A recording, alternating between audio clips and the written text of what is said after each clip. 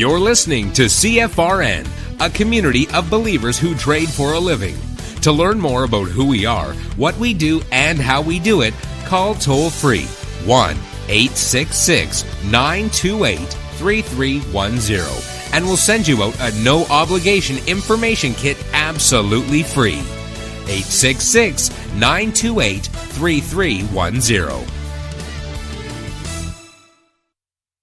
The CFRN Emini Futures Cast is now on Stitcher. Listen to us on your iPhone, Android phones, BlackBerry, and WebOS phones. Stitcher is smart radio for your phone. Find it in your app store or at Stitcher.com. Stitcher Smart Radio, the smarter way to listen to radio.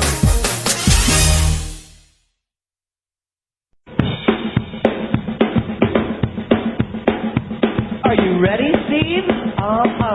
Andy? Yeah! Bert?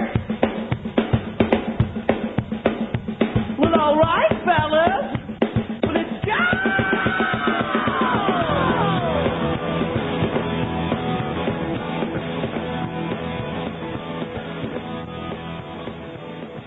You're listening to CFRN, the Christian Financial Radio Network. Today's broadcast is brought to you by Audible.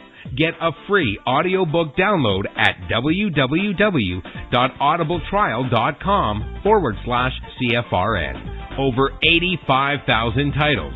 Choose from mystery, romance, religion, science, technology, business, New York Times bestsellers, even children's books. You name it, Audible has it. With 85,000 titles to choose from, you're sure to find the perfect audiobook for yourself or to give as a gift, and it's absolutely free. Just point your browser to audibletrial.com/CFRN. That's audibletrial.com/CFRN. And become a part of the audiobook revolution by downloading your free audiobook today. audibletrial.com/CFRN. Hey trader, want to get rich quick? Well, good luck with that. If on the other hand you actually want to learn how to trade, the place to be is www.cfrn.net. Tune in Monday through Friday, 9 a.m. Eastern for our daily devotional, and then spend the next 3 hours learning how it's done from professional traders who actually trade for a living. That's www.cfrn.net. Every trading day from 9 a.m. to 1 p.m. Eastern. CFRN, a community of believers who trade for a living.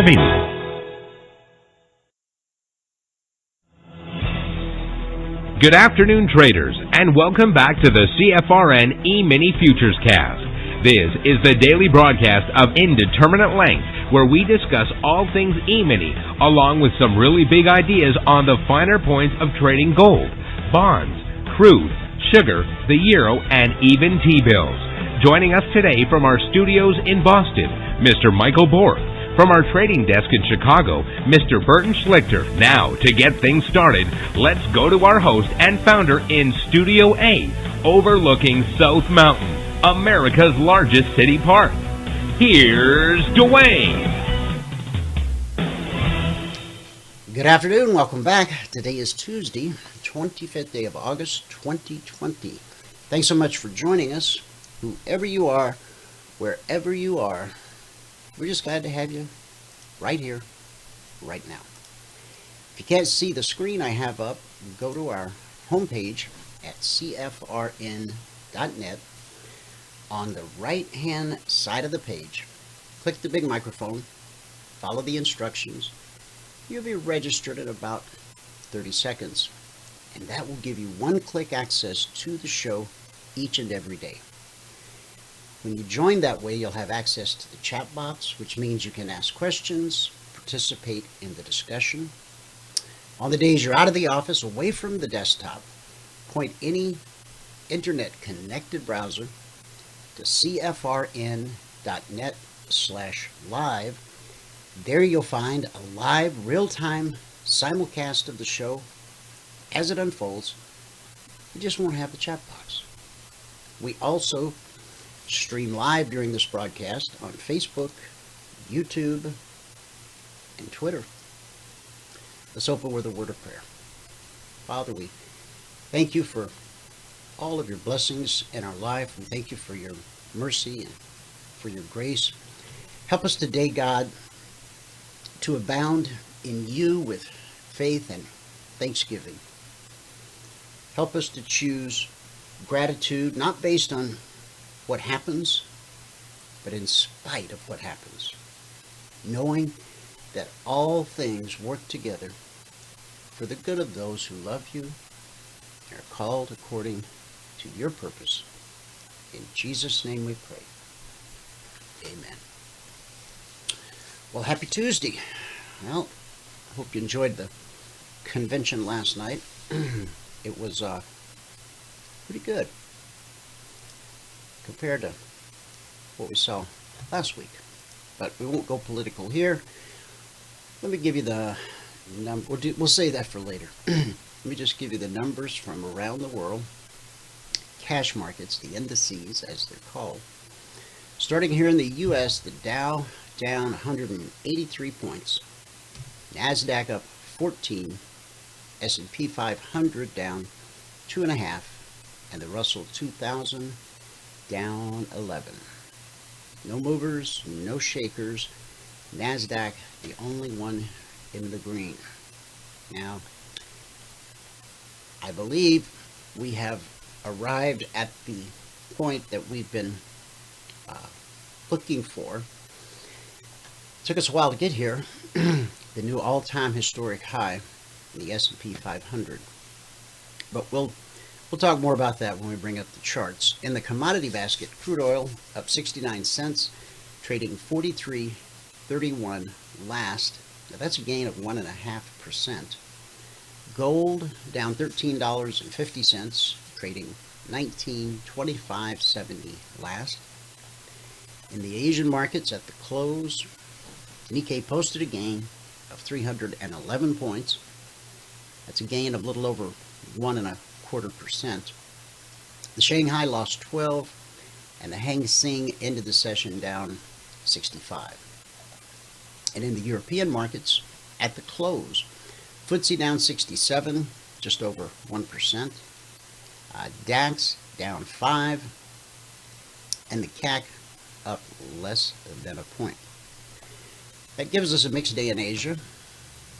It's a mixed day in the UK, and because of the NASDAQ hanging on to some green, it's a mixed day here in the US of A.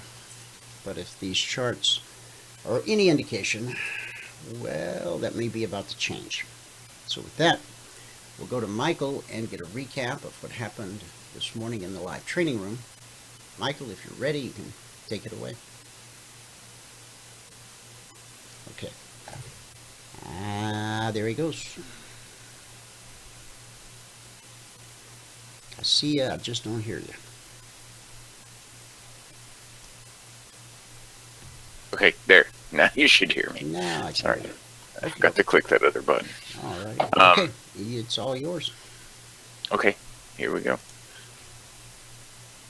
Good afternoon, everybody. Today is Tuesday, the 25th day of August, 2020. If you have not taken a free trial with us and you want to take a free trial, go to the homepage at CFRN.net. And right here it says free 5-day trial, no credit card required. Click on that, and it's going to bring you to this page, eminitrainingschool.com. On this page, you'll find out a little information and have to give a little information. All we ask for is your name, your email, your phone number. You can tell us the biggest trading challenge so we can tailor one-on-one training just for you. Hit the send button and you'll be sent a confirmation link. Now you must click on that confirmation link, okay? If you don't click it, we don't know that you took the trial. Now the results. Trading today was kind of crazy, and there were a lot of questions this morning. So again, if you're going to read the spreadsheet, you got to read all the CFTC risk disclosures down at the bottom. Today is the 25th day of August, 2020. Today we lost 8 ticks in crude and we made 20 ticks in gold. That put us at plus 120 on the morning session. Today it took 56 minutes and 3 trades to get to the goal for the day. At that point, we're up $120 a contract, and we took a total of 4 trades this morning. Now, there were a lot more trades, as you'll see in a minute, that were available, but I was answering questions. Now, on the month, so far we've made $8,416 per contract. That's over 17 trading days, averaging $495 per contract per 2-hour trading day. We are now on our 132nd trading day of getting the goal for the day, consecutive days. Okay, so on the year, we're at $61,727. That's over 157 trading days, averaging $393 per contract per 2-hour trading day. Now, let's get into what happened. Okay. This is gold, by the way. We're in the Z contract on gold. And still scrolling back.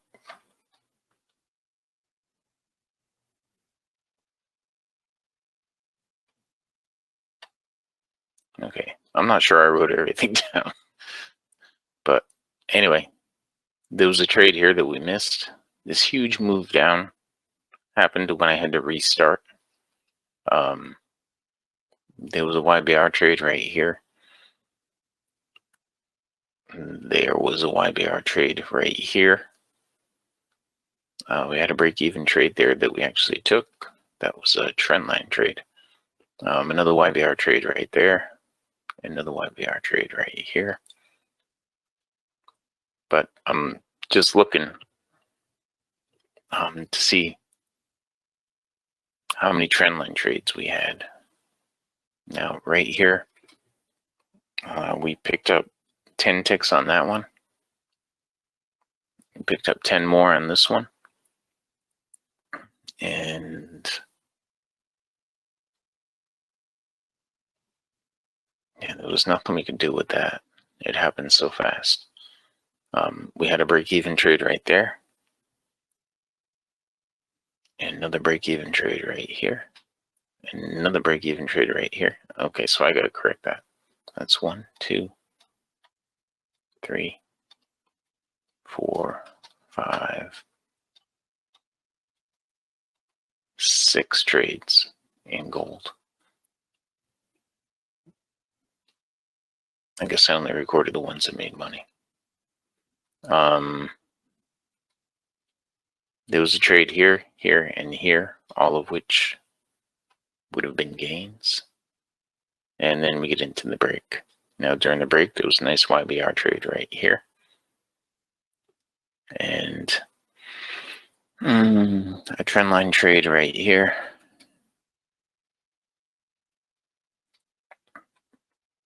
Bounce off the BBC right here. That leg down. So there were a lot of trades, but let me fix this.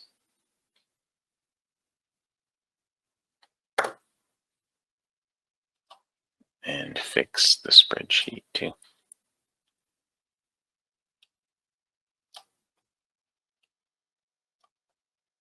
So we had a total of 6 trades. No, 7 trades. Sorry.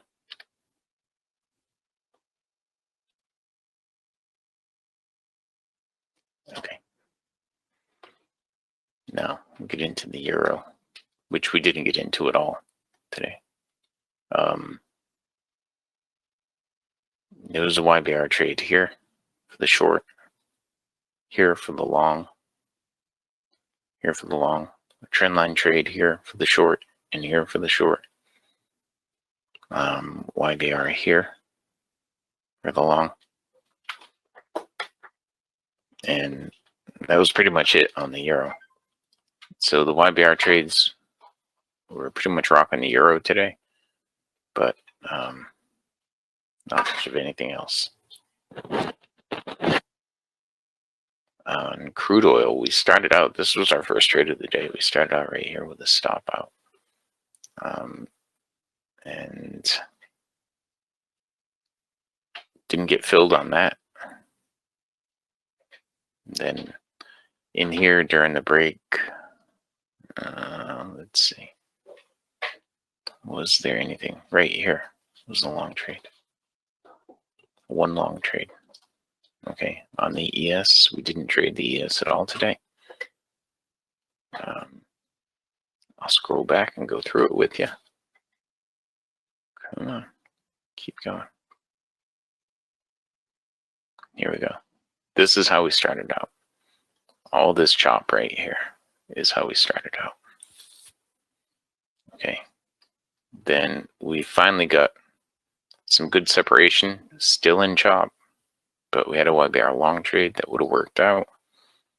Then it flipped around and gave us a YBR short trade that would have worked out. And it flipped around again, giving a YBR long trade that would have worked out. Then it flipped around again and gave a YBR short trade that would have worked out. Now, I tried to get filled on this trade right here at 10 o'clock, but I didn't get filled. At the end of the session, I did get filled on one, and I showed everybody, but I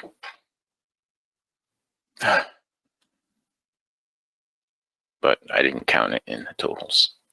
And it was profitable. There was a trend line trade right here, but it was probably going into the low of the day at the time, or near the low of the day. No, it was close enough. We could have taken that, but I didn't for whatever reason. And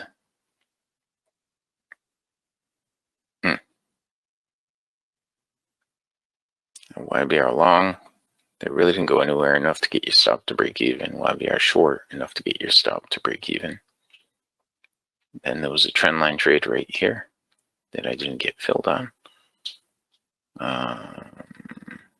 Let's see. YBR short right here. And now we get into the break. And this was at the end of the morning session. I think that this was the trade that I took at the end of the morning session. No, it was this one right here that I took at the end of the morning session that gave me 8 ticks. But I'm not counting that in the totals because I didn't tell anybody about it. All right, and that was pretty much it. During the break, there was really nothing happening with the ES. Okay. Now, we'll go back to the spreadsheet. Today is Tuesday, the 25th day of August, 2020. We lost 8 ticks in crude. We made 20 ticks in gold, put us at plus 120 on the morning session. So today, it took 56 minutes and 3 trades to get to the goal for the day. At that point, we were plus 120. And we took a total of 7 trades. So on the month now, we're at $8,416. That's over 17 trading days, averaging $495 per contract per trading day. And we are on our 132nd consecutive day of getting the goal. I'm knocking on wood. Today, it was tough trading today, really. But on the year now, we're at $61,727. That's over 157 days, averaging $393 per contract per trading day. Okay, now if you have not taken the free trial, go to the home page at CFRN.net.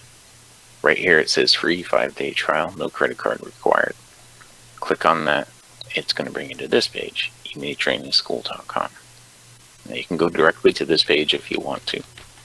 And on this page, all we ask for is your name, your email, your phone number. You can tell us to do this trading challenge so we can tailor one-on-one training just for you.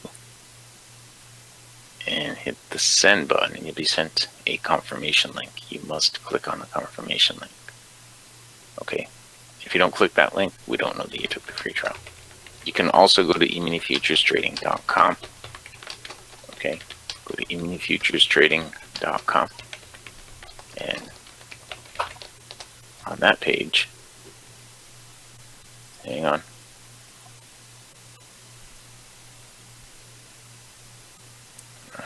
Okay, did you call for me yet?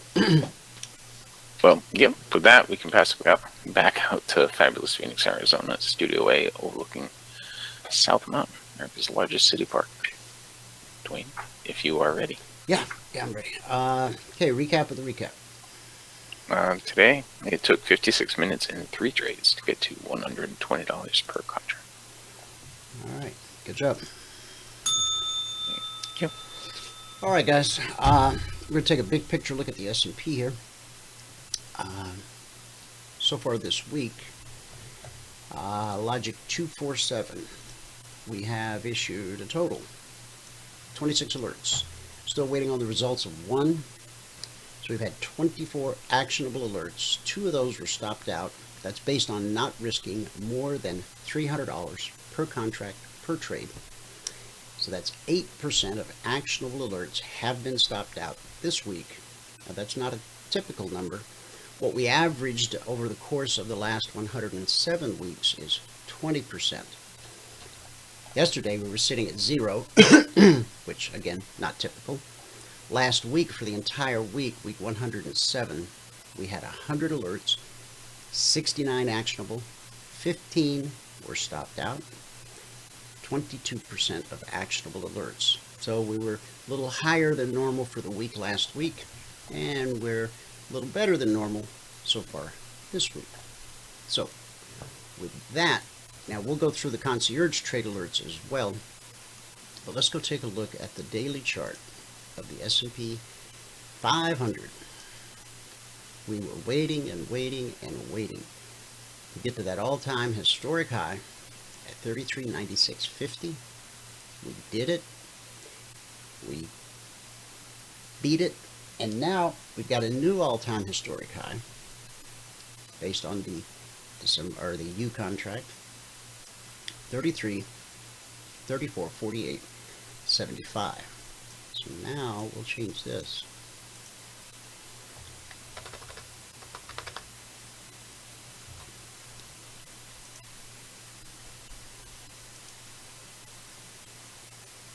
$34, 48, 75. 34, 48, 75. All-time historic high. Now let's clean this chart up a little bit. Some of this stuff we don't need anymore. Other stuff we'll need, but we'll put it back on as we need it. I'm in favor of a clean chart, clean as we can get it. And we label stuff and rectangles and put in ellipses, and as we come back down, these will be important areas. It's where we expect to find support on the way down. But why would I talk about on the way down when we just put in a new all-time historic high? Well, that's a great question. We'll talk about that. Now, I'm going to leave. I'm going to take that one out. Okay, this one had to do with the bearish cross. Okay, the bearish cross that led to, or that was the beginning of, highlighted, if you will. Let's get it all in there. Okay, so we had a bearish cross back in February. That was the beginning of the pandemic crash. Now, this was an all-time historic high. This was an all-time historic high. And now we have the new all-time historic high. After we put in this all-time historic high, we had a pullback to the BBC. Once we put in this new all-time historic high, we again had a pullback to the BBC. This one did not hold. Now, the pullback holds more often than it doesn't. It held there, and there, and there, and there, and there.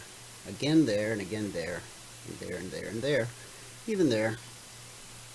Every now and then, it's got to not hold, or we would end up with just some stagnant sideways market, or a market that just grows to the sky, and we know that markets and trees don't grow to the sky.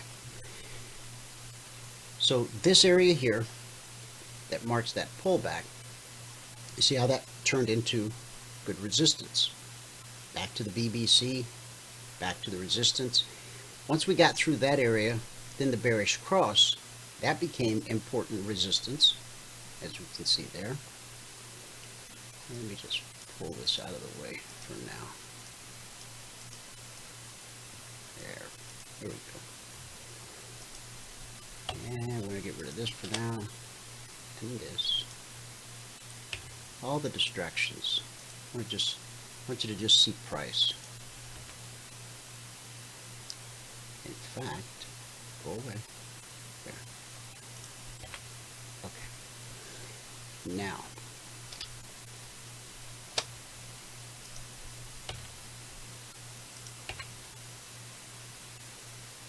okay. Now I'm even going to take that off for a minute. Okay. There's a nice chart. What does that really tell us? Well, it tells us a lot. We can still see, just looking at price, that the market found support here, and then it took out the support, and we can see that it found resistance and found it again. And then we hit that next area of resistance, which sent us back. Just talked about that. Okay. Now we got our new all-time historic high. If we draw fibs from the pandemic low all the way up to the new all-time historic high, the shallowest Fibonacci retracement, 24%, 3150. Now that's from the pandemic low to the new all-time high, or the recovery high. You can see we put in a leg and a retracement and a leg and a retracement. But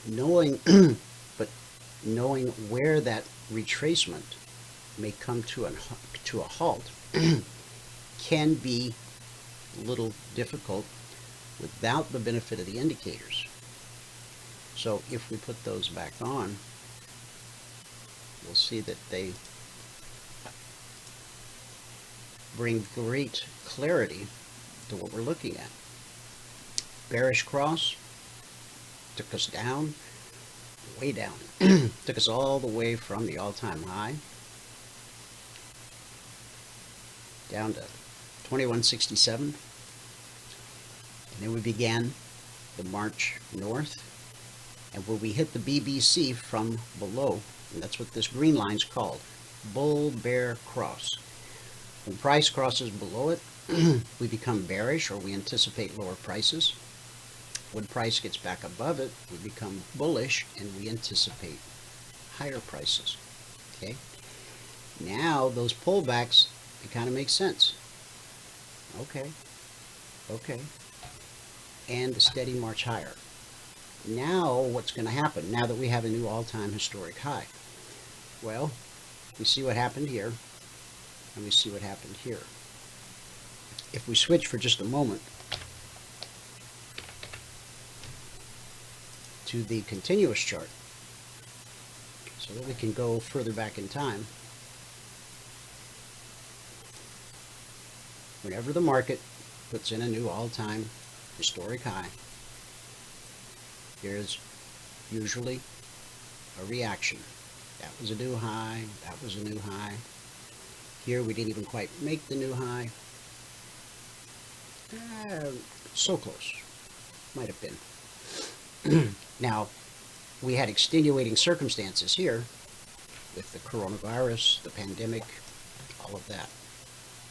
So this was an extreme move. But how big of a move was that, actually, in the grand scheme?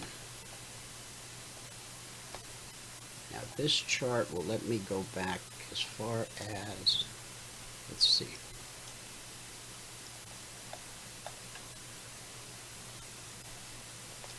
You know what? Let's do this. Let's use a different chart so we can get a really good look. What do we got? We can use this chart. that one. Okay, that chart's not coming up.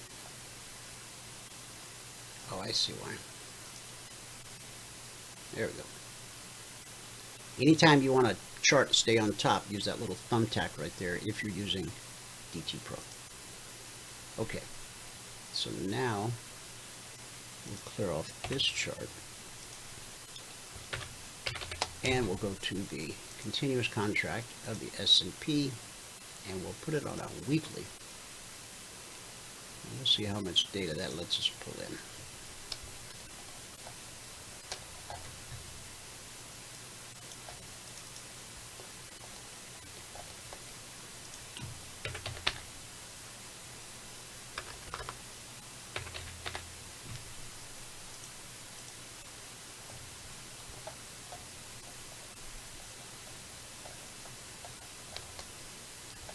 Okay, but we got to get on the right symbol. Perhaps the weekly charts. Now it wants to cooperate. Okay. So let's see how much data we can get with that.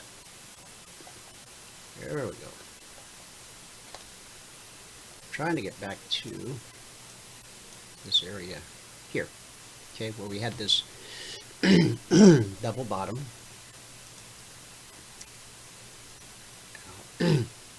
If we go from that low up to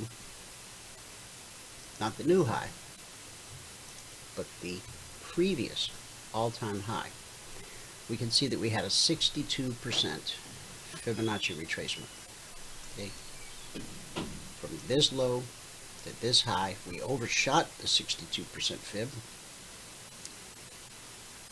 and buyers came in, took us back up. This is the recovery, or the pandemic crash. This is the pandemic recovery. With this weekly chart, we're looking all the way back to February of 2016.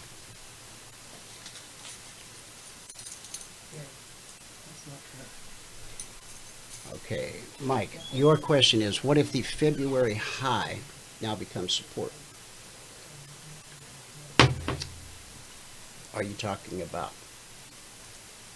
the all-time historic high that we just went through? Well, that's certainly a possibility. Probably even good for a bounce. Okay? So I just want you to see that it is possible for a market to retrace 62%. From this low to this high, 62% retracement. Okay, now let's go back to the daily. And let's look at this entire move once again. From the pandemic low to the new high. There we go. So to your question, might be, could that area right there become support? Absolutely. That would put us right at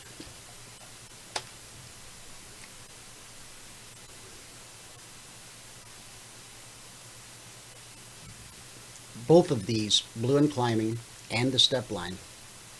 Those are both potentially good support. So we can see that a move back to the BBC here is certainly possible, probable. Question is what happens after the first or second bounce off of the BBC and the market doesn't want to hold. Okay, is this area here where the bearish cross took place, is that still important? That's still very important to follow the horizontal line. Okay, and that lines right up with this swing high, because remember that became resistance on the way up. Finally got through it. So key areas are going to be this area right here. I think on the other chart we called it 3272, 3282. It's an area. Okay. Now that's the entire move up okay, from the low to the high. If we take our fib tool and we look at just the last leg up, okay, now the 24% fib, the shallowest potential fib, is just below the daily BBC. So that becomes an area where we'll not only find some support, but also catch a pretty good bounce. This area right here, this 38% fib of just the last leg up, that will be an important area. So you got these swing highs, you got these lows right here. If you look at the horizontal line, you got the lows to the highs. Okay, that's right between the 38 and the 52. I'm sorry, the 38 and the 50. We'll get a bounce, most likely a good bounce, at the BBC and the 24% fib. Ultimately that fails. 38, okay, right across here.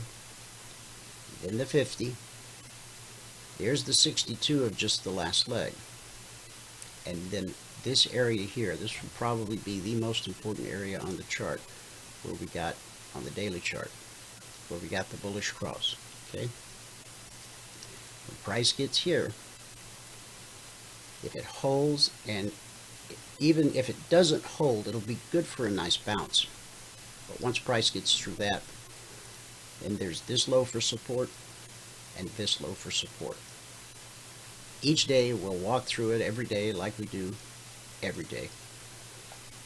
And we don't trade the daily chart, although you can, because everything that we do is fluid across all markets and all time frames. Yeah, 32.72 was the price we had called for the bearish cross there. Or just, that's the number we labeled it because it's an area. Okay, so let's open this back up. So based on the bigger picture, what should happen next? What's the next high probability thing? If this candle today closes with a red body, that will be very bearish. Now, the low of the session is 34.21. High of the session, 34.48. So, if price does not rally this afternoon, now we could spend a day or two consolidating here, but the drop is coming. And that's not a doomsday prophecy. I don't believe in those. What I believe in is that a leg at a retracement and a leg at a retracement, that's how you build a trend. An uptrend, a downtrend, it's a leg and a retracement, a leg and a retracement, a leg and a retracement. So when we do pull back here, now that bounce could turn into a reversal. Maybe we end up with a double top. If the bounce only takes us back up to, which at that point will be red and sideways or red and falling, that will become the new resistance. And then we potentially start creating some legs to the downside. It has been quite some time since we had a major pullback. Now this is just how far the market can drop in a day. The high of this daily candle was 31.88 and the low was 29.96. So the distance from where we are now, or the low of the day, basically 34.21 down to 33.43. Off the top of my head, roughly that's about 80 points. Okay. So am I saying we have an 80-point drop coming from where we are here? Yeah, that's what it looks like. But we got to get through this area. And getting through this area can be very, very tricky. And I'll show you what very, very tricky looks like. Let me bring up the 30-minute chart. Okay, S&P. Now we're going to clean this chart up some too, because it's got this week's zones, last week's zones.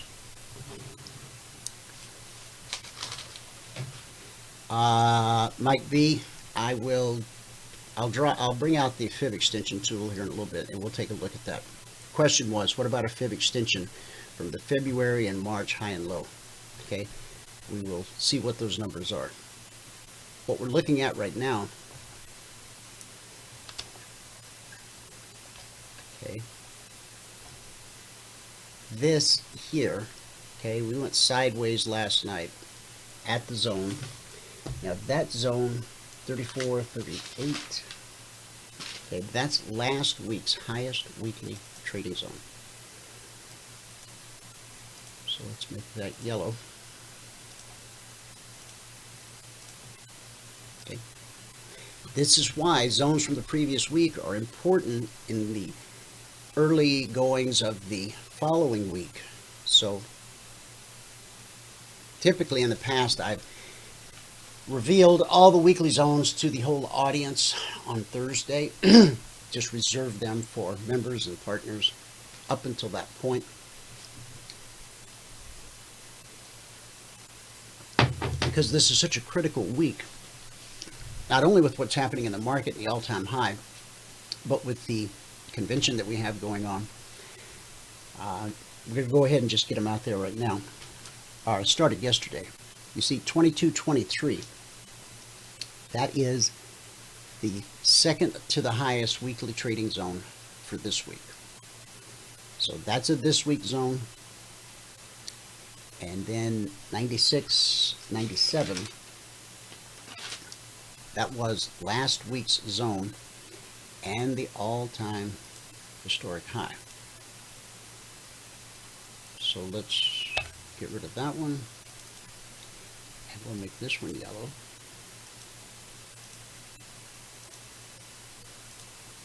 You should always keep, now you can do it any way you want, but my suggestion is that you keep this week's zones on your chart, and then you keep a notepad with last week's zones right by your keyboard. Because again, early in the week, zones from last week, Sunday night, Monday, into Tuesday, Wednesday, those are going to be beneficial to you. So we got above last week's highest weekly zone. This week's highest weekly is up at 34.79/34.80. So let's fix that.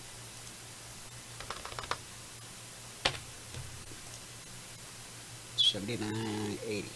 Okay, that's this week's highest weekly zone.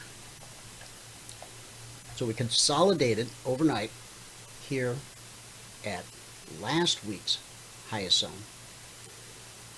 We pulled back to the BBC shortly after the London Open.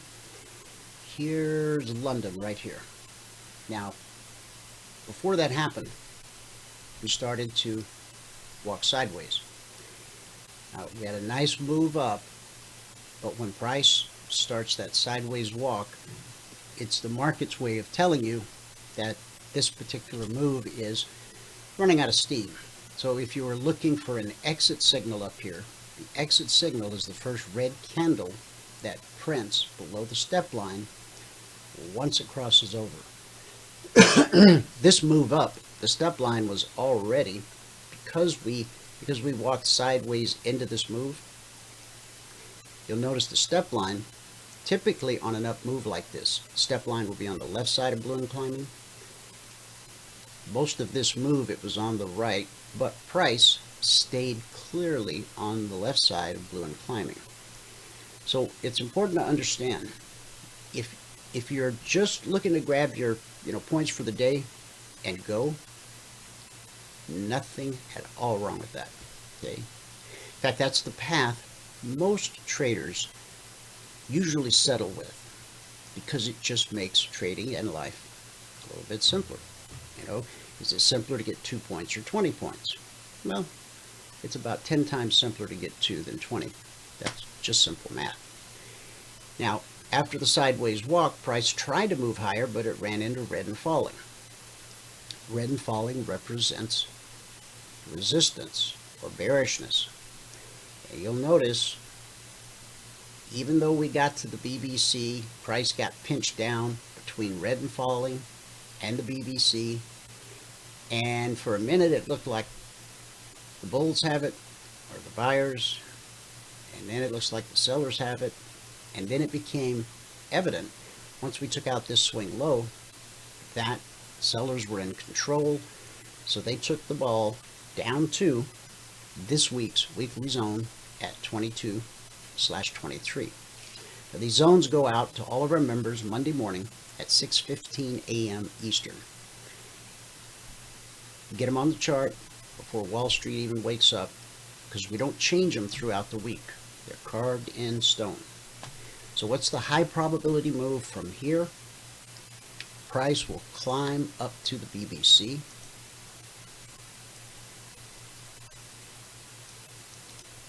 Find good resistance. That's what we anticipate. We'll put out an alert at that point, and the trade to target will be this weekly trading zone below. Now, only three things happen at a weekly trading zone. Consolidation, that's the most likely thing. Rejection, second most likely. The third and the least likely is the slice. This is consolidation.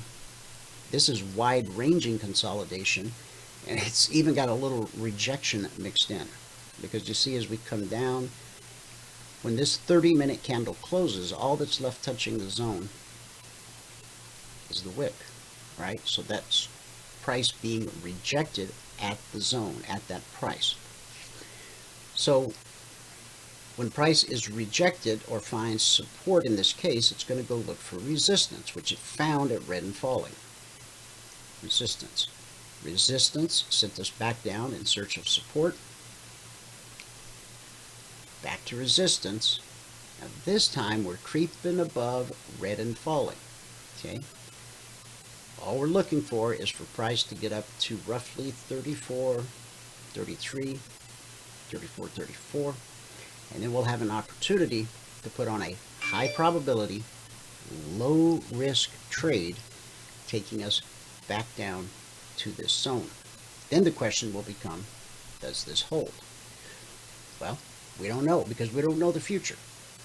And we're real honest about that. We're very transparent. Let me say it again. We do not know what will happen next. But what we do know is what the next high probability move is going to be in every market, in every time frame. Not because we're magicians, we don't practice black arts, there's no voodoo or witchcraft involved. It's just how markets work. Since the beginning of markets, price has traded between support and resistance, back to support, back to resistance. It's a never-ending thing. It pauses for a moment over the weekend when the markets are closed, but from 6 p.m. Eastern on Sunday night to 5 p.m. Eastern on Friday afternoon, price is on the move. Now, we do get spots like this where price is looking for direction. It's making up its mind. Is it going to go back and challenge the high, or is it going to take out support, this support, and go look for the next level of support? And we can see that's what it did. Now, trading in this area right here, this is kind of difficult, right?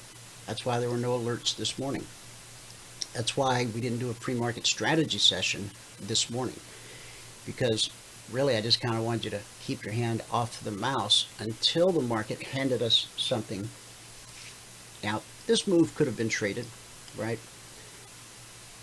But I did not put an alert on it, out on it. If we bounce here to the BBC, then we will have an alert that takes us back down to this zone. If we can get through this zone, then our next area for support is going to be right across here. Okay, see these lows? That's support. Now the next zone below us is at 34.03. That's this week. 34.03 slash 34.04. Now, if you missed yesterday's show, I walked through the zones and how they apply to everything that happened last week. And the zones did what they've been doing since we first published them, December 14th of 2009.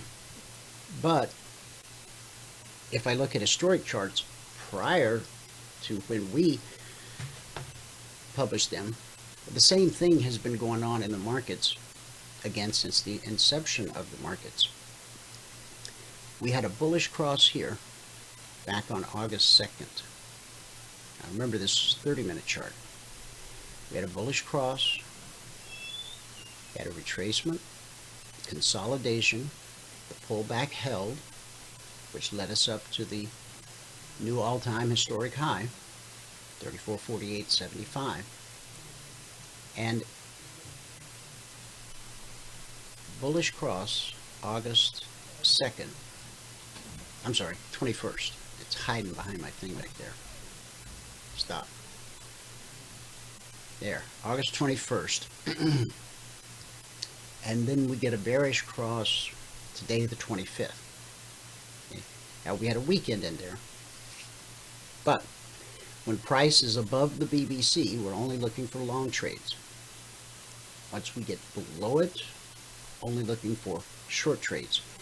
Now, in the morning in the live training room, Michael will trade whatever pops up on the range chart.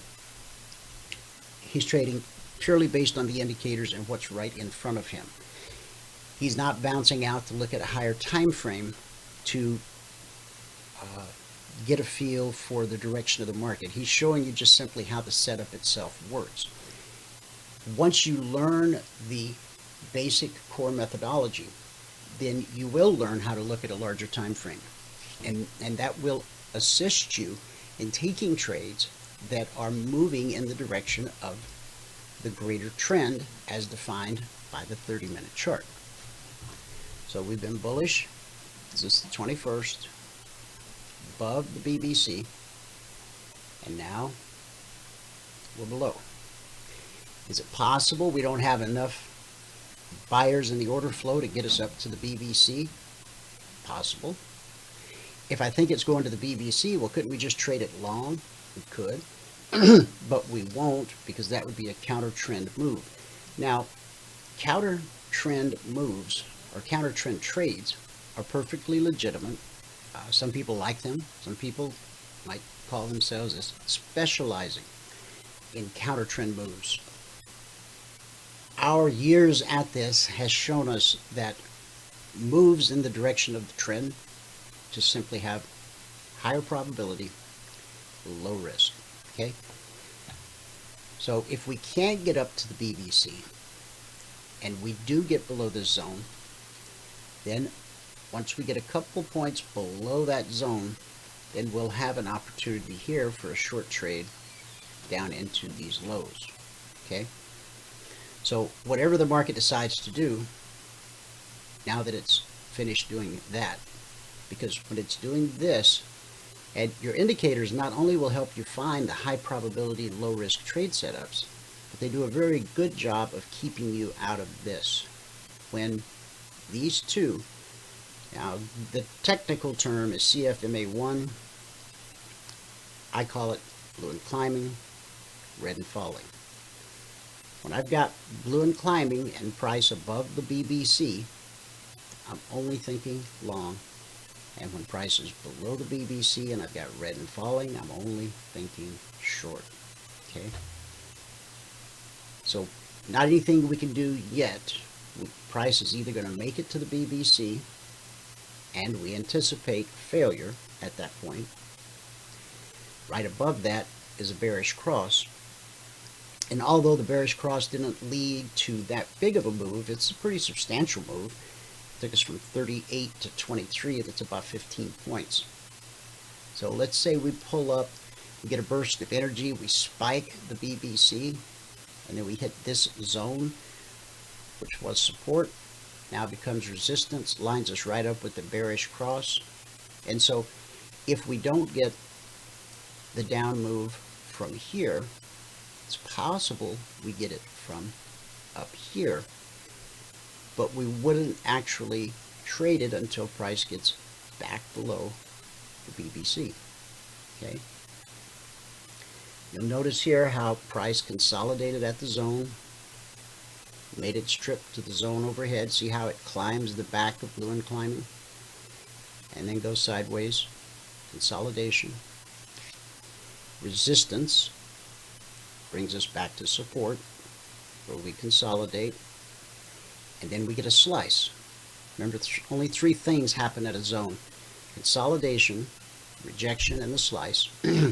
Here's the slice. Now, what will typically happen when we have a slice, and we don't have them that often, but we do have them. We've had more lately than normal. Price will usually retrace back to the zone it sliced through. No matter which direction it's sliced in, it'll return to the zone it sliced through and then continue in the direction of the slice. So we did continue in the direction of the slice, we just didn't pull all the way back. The swing low of the pullback was 24.25. So 5 ticks. We missed the complete pullback because this was a red candle at one point. Okay, it was 5 ticks away from touching. So basically it happened, just not to the tick, as they say.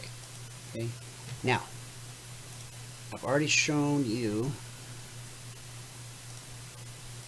the results of logic so far this week. And just so you don't get too confused, the logic alerts are issued live in real time in the Telegram channel, in the logic alert channel.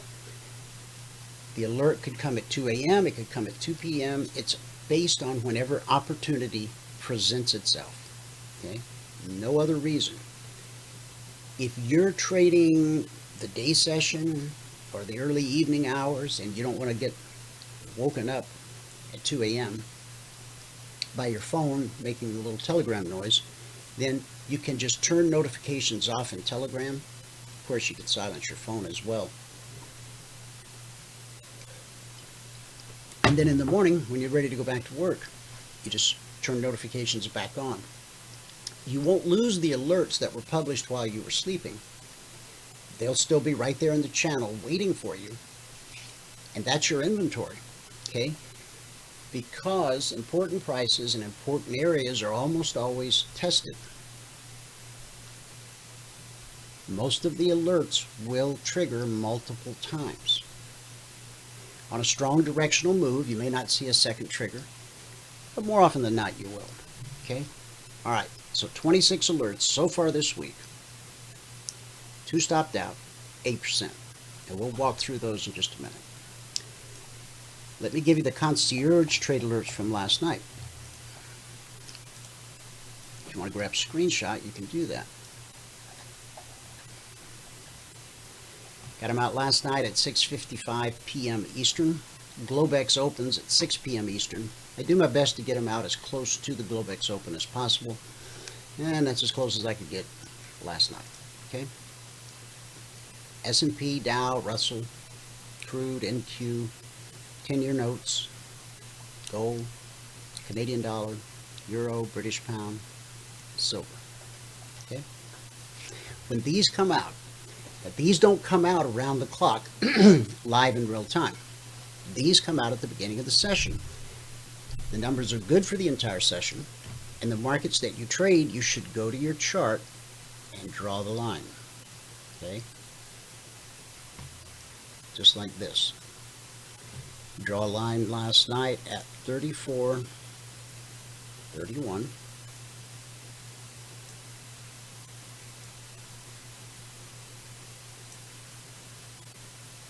Which is right here.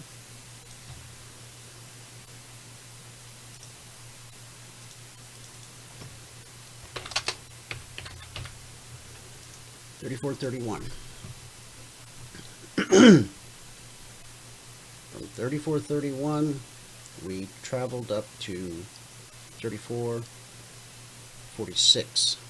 So that's a 15-point move. Okay. Now 15 points at $50 a point is $750 per contract traded.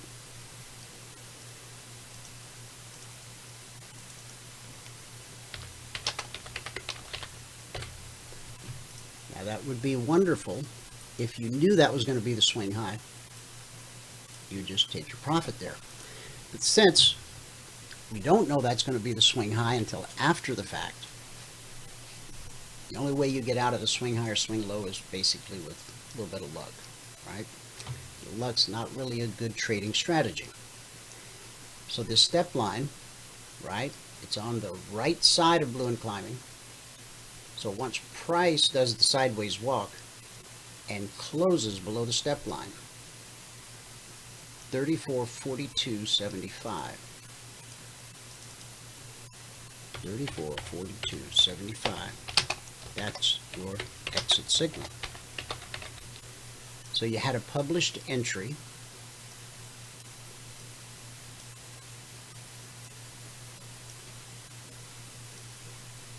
$34.31.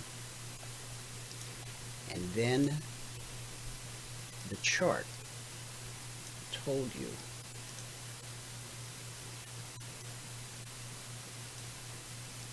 where you should consider taking your profit.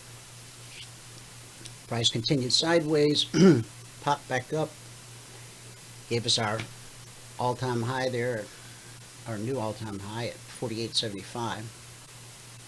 And then we came down to the BBC and we walked up the BBC. But now a pullback to the BBC is typically a sign to go long. But looming overhead, you've got red and falling, and you expect that to be good resistance. And as we can see, it was. And it led to a bearish cross. Now, red and falling doesn't always lead to a bearish cross. Over here, you can see price pulled back, bounced off the BBC. That's what we expect because it holds more often than it doesn't. But red and falling sent it back down. BBC sent it back up, back down, back up. You get the idea. These two indicators come together. Price gets pinched up like this, and the market has to make a decision. Now, when this candle opened, right, this was a red candle initially, not green. And that would look to the naked eye that, well, okay, we're going to get a move down to this weekly zone. But if we look left, we have to recognize that that previous swing low, where the market found support, we have to accept the fact that that may happen again. And it did, right? So over here, had this red candle, when it closed, maybe we opened here, we continued down, our trade would be this area right here. Got to get below those lows. The zone's at 34.04. So based on this chart here, you could get short at 34.07. You might even go 34. Yeah, you could go 34.08. Okay, depends on how much room you want to give it, because you want the market to convince you that. See, it's simple to identify what the next high probability move is, but you want the market to convince you that it's really trying to do the next high probability thing. So of course, the lower price drops here, the more convincing the argument becomes that price is trying to get to the zone below. But we never took out this swing low. And by taking it out, I mean really closing below it. Okay, so this window of opportunity just never materialized. It was there. All of our traders would know what to do had price dropped to this area, but it didn't. However, it did lead to a very nice opportunity on the long side. Okay, 15-point move. Now, when price came back over here, and I said important prices, important areas are almost always tested. But the second, third, fourth, fifth, 10th trigger may not always be the same high probability, low risk trade that the initial trigger or second trigger were, because market structure changes. You see, you've got blue and climbing here. Well, that's conducive to a long. But over here, when we trigger, right, you'd be going long right into resistance at red and falling. If we consolidate here for a bit, maybe we make it down, to the zone, find support, start to climb again, what will happen is red and falling will once again become blue and climbing. See how it did here? We never got the bearish cross. Red and falling got to the BBC, turned back up, and gave beautiful support for this trade. Now, this number is still valid, but you never ever trade an alert just because it's an alert.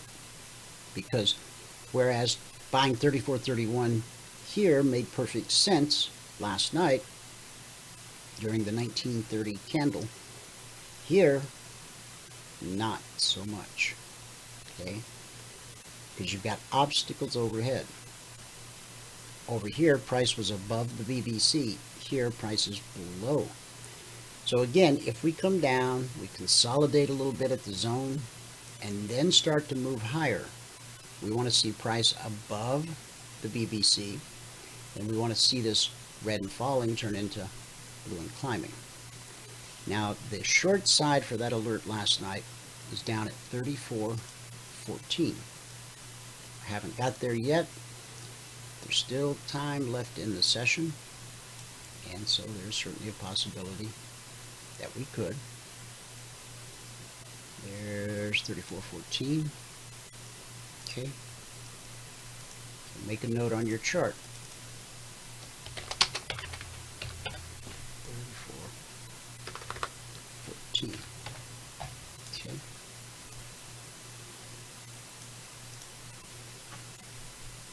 In a perfect world, price goes up, touches the BBC, and then we can trade it short down to the zone.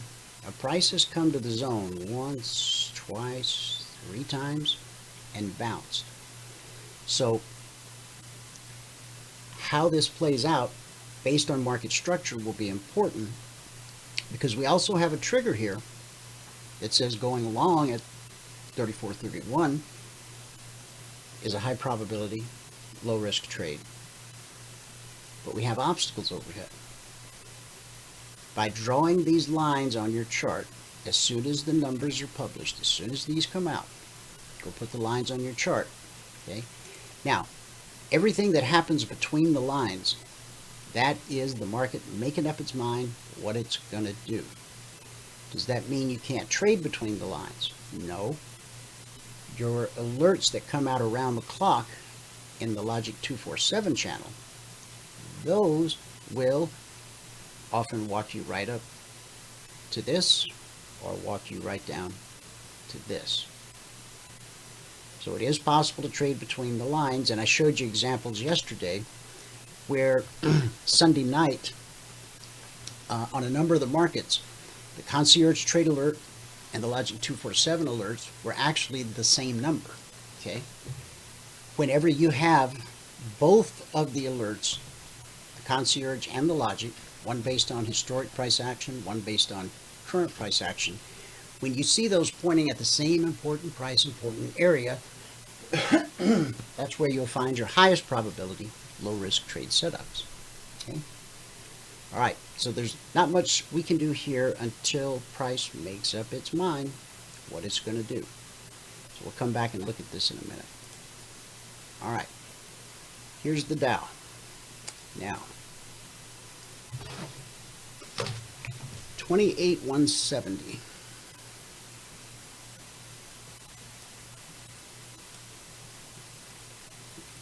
This 28,095. That was the second to highest weekly zone last week. Okay. So let's do this.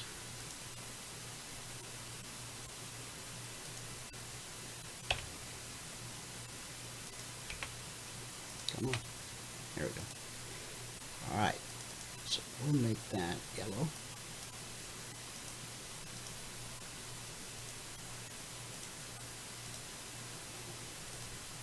Now, 28.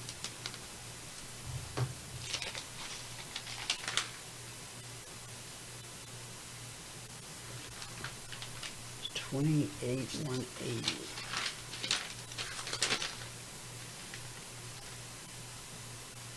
Last week's highest was 28,500. So I think we're going to put that on the chart. Now, as the week progresses, the previous week's zones, for the most part, become less important. Okay. Now, we see every now and then we'll come across an important price, important area that remains important for the whole week, and into the next, into the next week, even a couple weeks. Okay. So last week's highest weekly trading zone and the second highest zone, 28,170,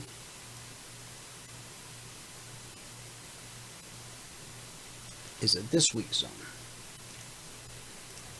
So let's do this.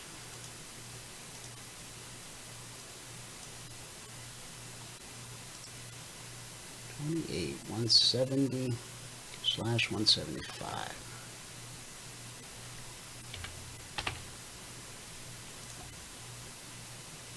Okay. Now, you see the importance, and this is, I think we had put this out on the radio show yesterday. I didn't put it in, or it could have been in the pre-market session. I said I'm not going to put it out as an official alert in the channel, and I gave all the reasons, whatever they were.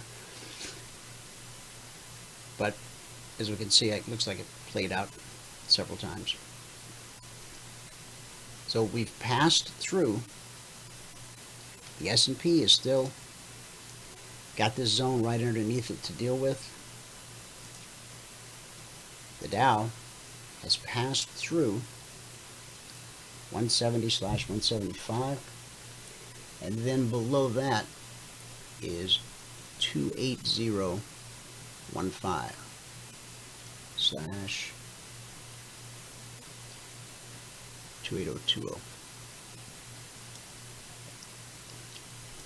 So 28020.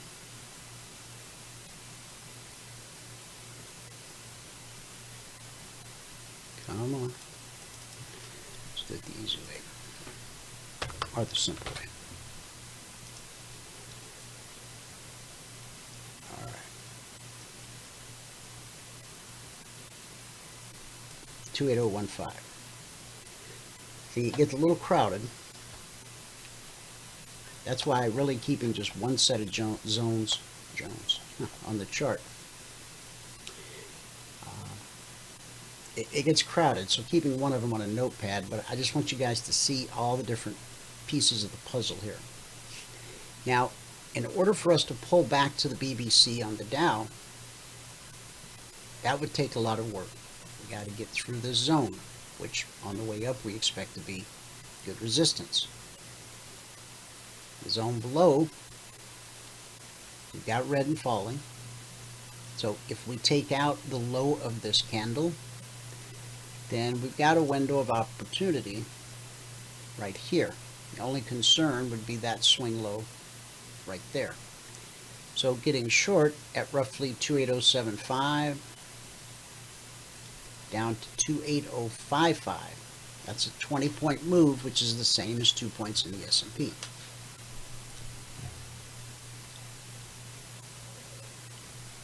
Okay, Ray, good luck. And we'll see you tomorrow. Okay. So what's the next high probability move here?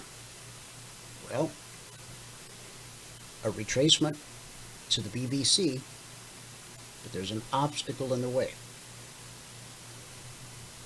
In a perfect world, by the way, if you find that perfect world, please forward me the address. If price rallies up to the zone and the BBC drops and those two meet up in this area, then that gives us a high probability trade opportunity down to the zone below.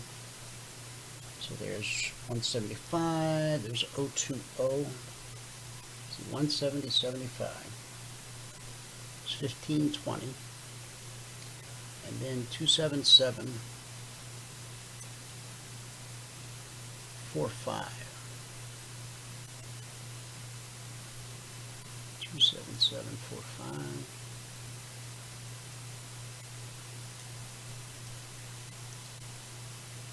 27750.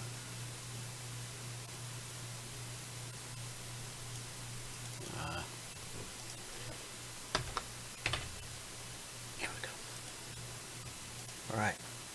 And then below 8015, 45. Okay, we won't worry about any of the rest of these for now, because we've got enough in front of us to keep us busy. The highest weekly trading zone for this week is 28,800.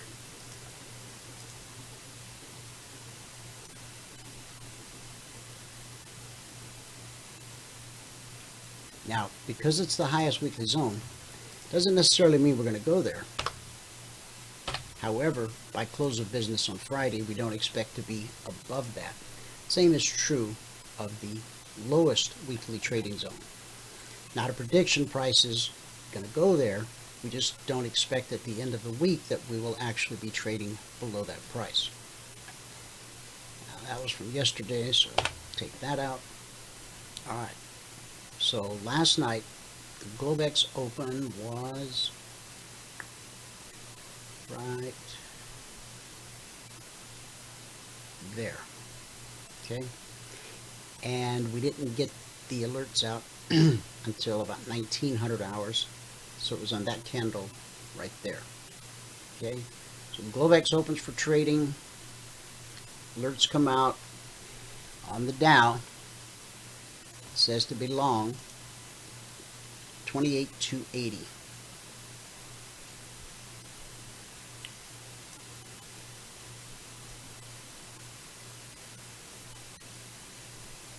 There, 28,280.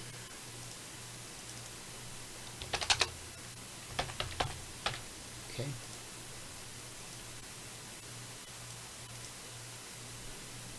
We have not had a second trigger on the Dow. From 28,280, price climbs up to 28,419, and then it starts that sideways walk. There it is again. We reach up, we do put in a slightly higher high. But if you're long here at the published price, your exit signal appears, you know, you could argue it to be right there or right there. So we'll take the one with the lowest price. So closing price of that exit signal candle, 28,388.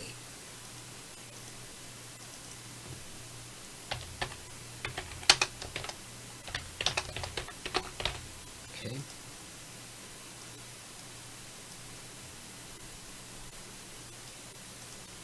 So the alerts come out. You put the line on your chart. About an hour later, it triggers. Okay. Begins its journey. You're on prices on the left side of blue and climbing. All's right with the world. Then price gets on the right side of blue and climbing.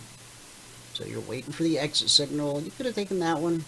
If you waited for this one, maybe that one wasn't convincing enough. Whatever the case. So from 388 to 280, okay, that's a 100-point move. Now it's actually 108. Okay, we'll call it 100 because it's easy for the purposes of math.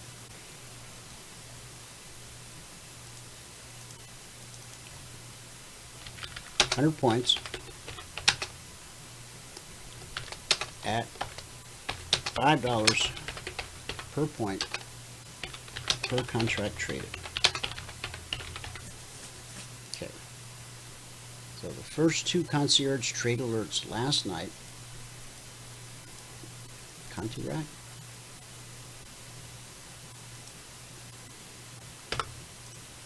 Okay. So we had a 100-point move from the published entry to the exit signal that appears on your chart. Now, if you're brand new,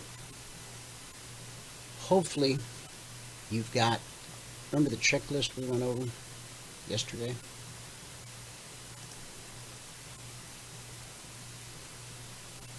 Where'd it go? Here it is.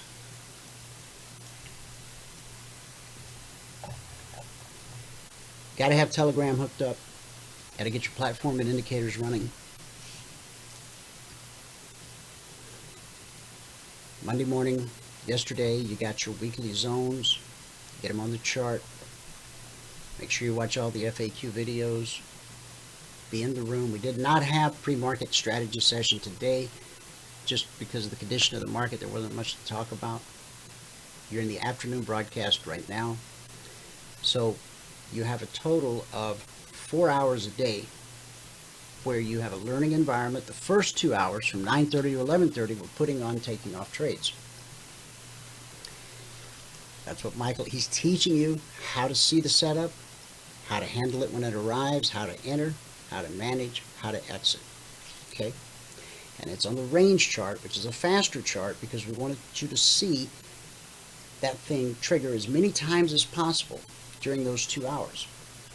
Then here in the afternoon, where we take a more leisurely kind of big picture look at things, again, you have 2 hours where you can ask questions, get answers that are accompanied with a live chart. Historic charts and live charts, as you've probably figured out, really do paint a different picture. I mean, you can look at a historic chart and say, well, yeah, that really is what happened. But a live chart and a historic chart really do show you two different things. And you're catching on to that because you've probably developed some kind of strategy of your own, or came up with some idea that, man, you were so excited going to bed you couldn't sleep. You kicked the covers all night. Couldn't wait for Wall Street to open. Jump in there and put it to work. And all of a sudden, everything looks different. Well, wait a minute. I thought when it did this and did this, then it was going to... Okay?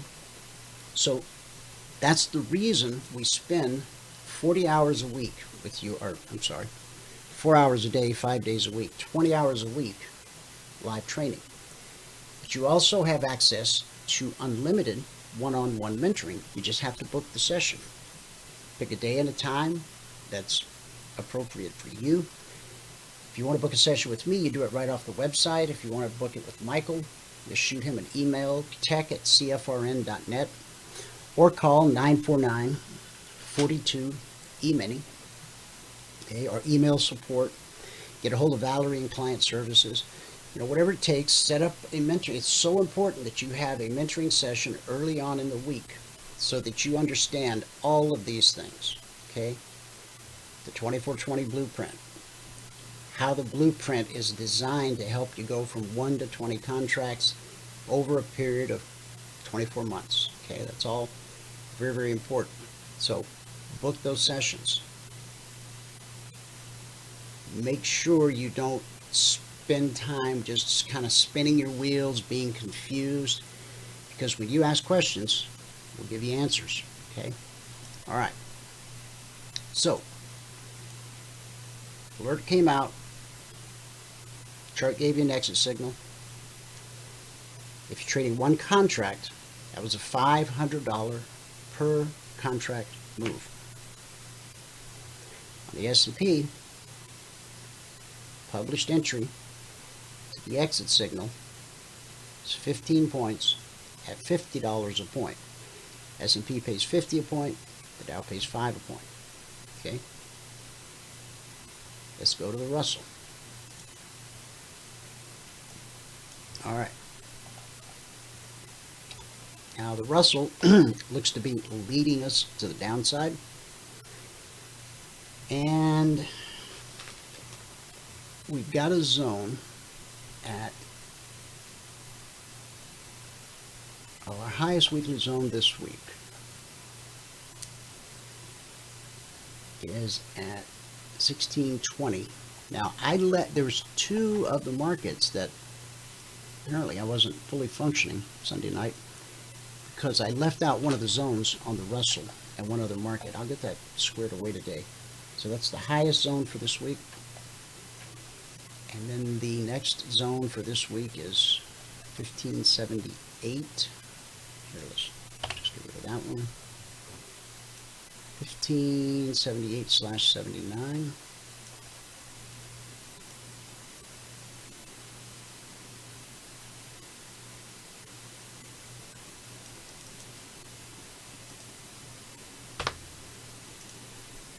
Okay, and then below that, 63.64.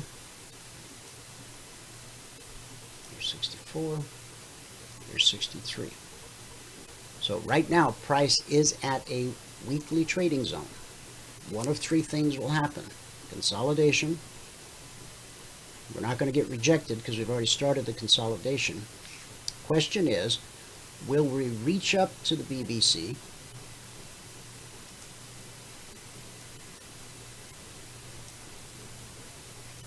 Find resistance, which is what we anticipate, and then have a short trade back down to this zone. Or will price find resistance right here, and then our next leg to the downside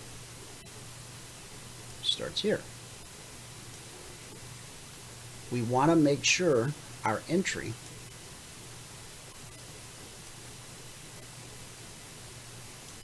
is below there. Now that's 63.64. The next zone below is 53.54 for this week.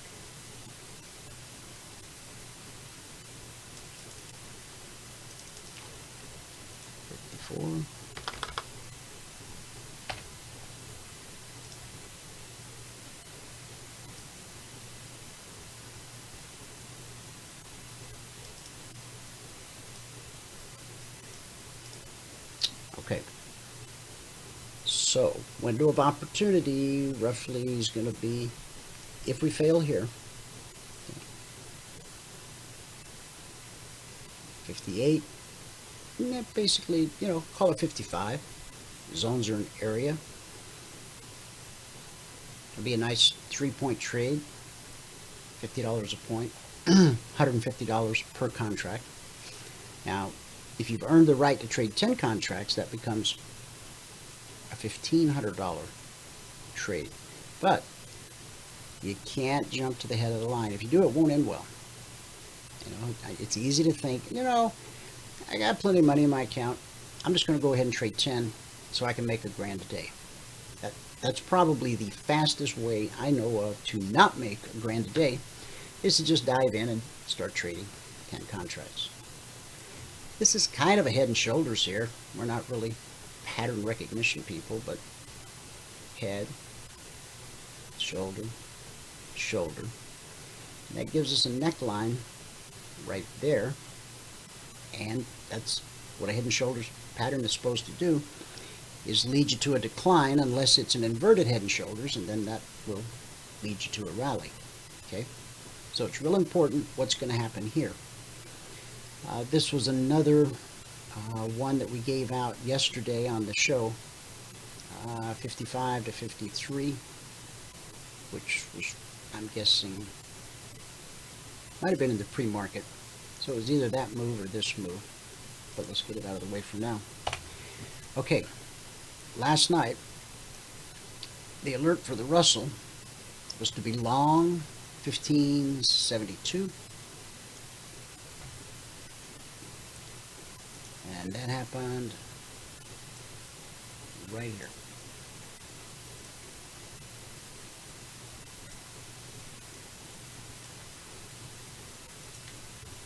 By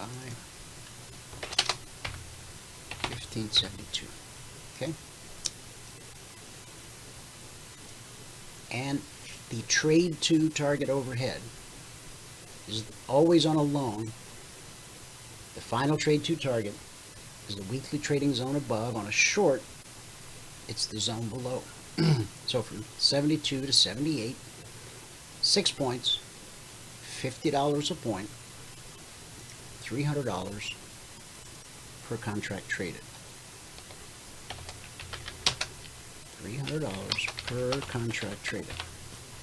That's if you entered at the published entry, and if you exited right at the zone. If you didn't exit at the zone for whatever reason, even though that's the trade to target, see how price is on the left side of blue and climbing, and then it starts that sideways walk. The first red candle that closes below the step line, that is the exit signal, right there. Okay? Now the closing price of that candle is 76.20. So that turns into basically 4 points at $50 a point. It's $200 per contract traded. If you've earned the right to trade 10 contracts, that's a $2,000 move. So how do you earn the right to trade 10 contracts? Well, with us, you start out in SEM. We want to see you put together 10 consecutive days in a row where you reach your goal in 10 trades or less. That shows you and us that you actually understand the strategy, you know how to spot the setup, you know how to execute it, manage it, exit, everything. Okay? Once you put together those 10 days in a row, the blueprint will give you the green light to go live, real money now, with one contract. Your goal, once you get the green light to go live, is to increase your account balance by $2,000. Once you increase your account balance by $2,000, then the blueprint will give you the green light to add number 2, contract number 2. That's a really important day in your life as a trader because you started out using your savings to build your trading business. But in the grand scheme of things, very early in the journey, you're adding a second contract and you're doing it with profit you earned in the market. The blueprint will tell you when to add number 3, number 4, number 5, number 10. It's always one at a time. And once you get to contract number 2, the blueprint's going to have you trade there for a while.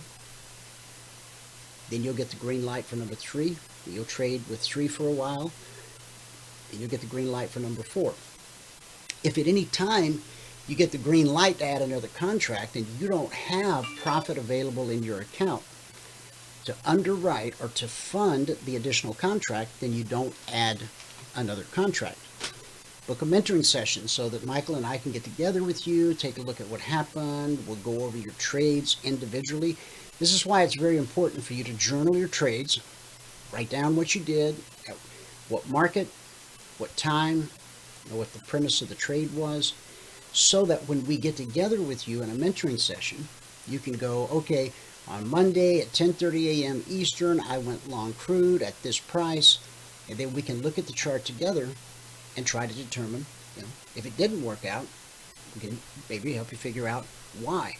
It's possible that market conditions just weren't conducive to trading at that time, or maybe something in the strategy that you might have overlooked, missed, maybe didn't quite understand, and so we get that cleared up. Now, if you ever have 2 days once you go live, 2 days back to back, where you don't reach your goal in 10 trades or less, come out of the live market, go back into the simulator. It's not a walk of shame. It's the smartest business decision you could ever make. Book a mentoring session or 2, one with me, one with Michael, one with both of us. And again, we'll walk through those trades to help you understand what happened. When you are trying to learn how to trade and you get stopped out and you don't know why, because you feel like you did everything the way you were supposed to do it, and you still got stopped out, you need to understand why you got stopped out. Now, often it will be something out of your control, something that you have no control over. So we have to focus on the things that you have control over, okay? I mean, the market can find support, resistance, or obstacles anywhere. But if you're following the blueprint, if you're following the plan, if you're taking it slow, if you're building your account size one contract at a time, you'll quickly learn that the market does do the next high probability thing more often than it doesn't. That's why it's called the high probability thing. Now, that was the long side of the Russell. The short side of the Russell last night was 1557. So remember, you put 2 lines in the sand, long side, short side. Here's 1557. Right on it.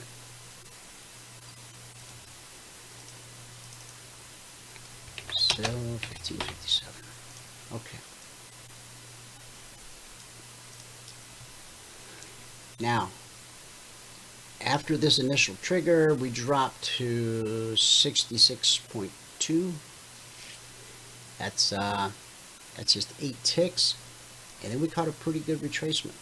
Okay. See, here's something that you have no control over.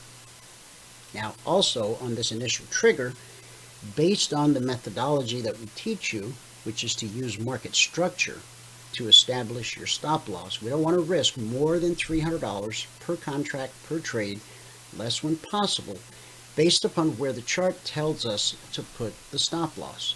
We don't use a formula, we don't use a percentage of the ATR, we don't use any other kind of ratio. We just look at the chart and the structure of the chart. I teach you that in your first mentoring session, how to know where to put your stop loss, and it's a 3-step process. And after the 3 steps, if you don't find a suitable place, one that honors that maximum $300 risk, then you just wait.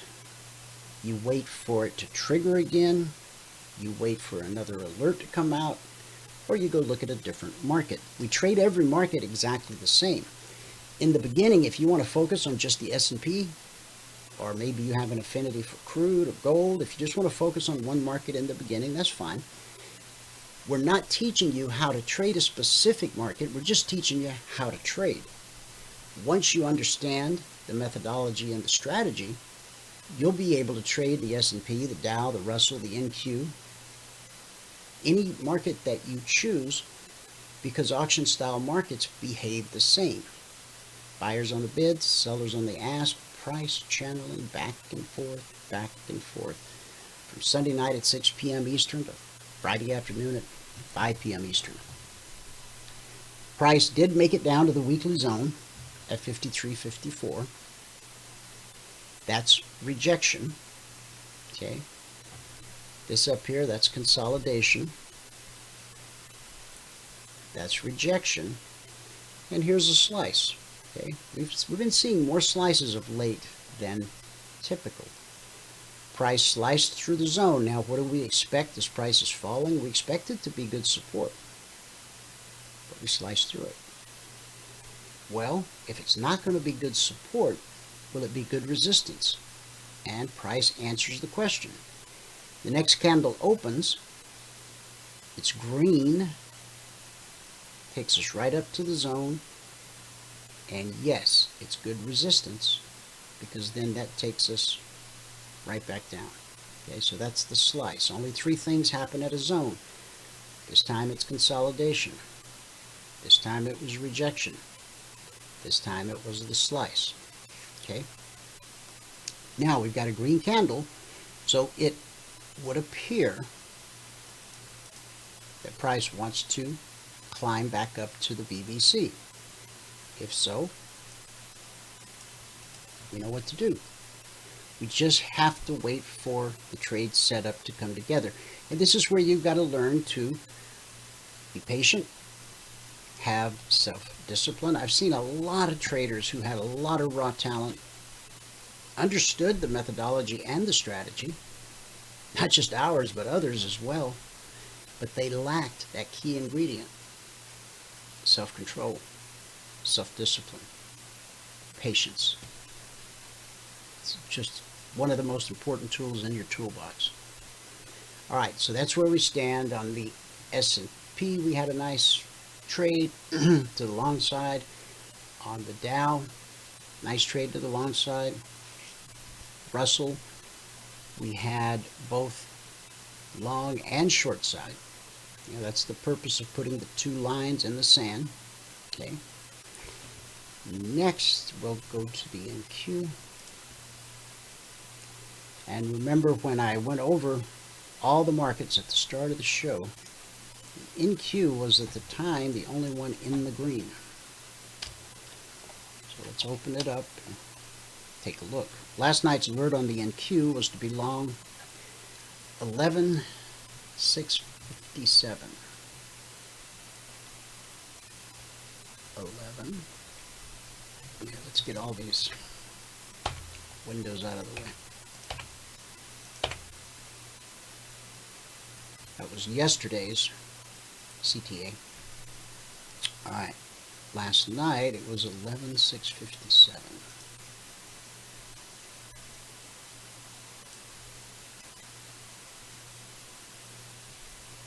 $11,657.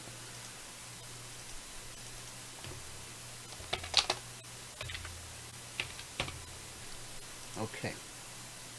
Now, did we make it to the zone overhead?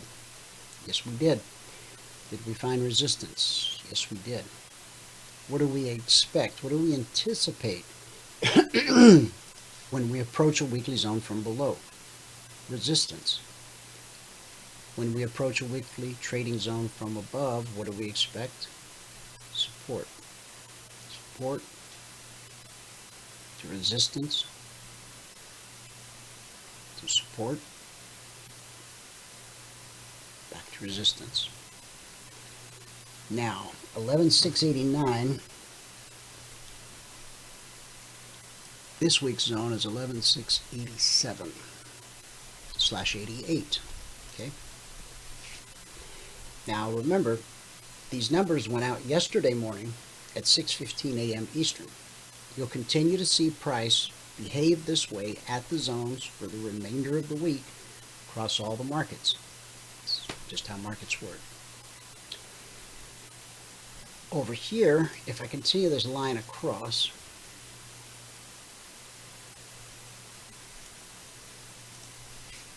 when price gets back below the trigger here, instead of having blue and climbing as support, this is red and falling. Not conducive to a long trade. Price reverses. It's above the BBC, and remember, once we're above the BBC, we anticipate higher prices.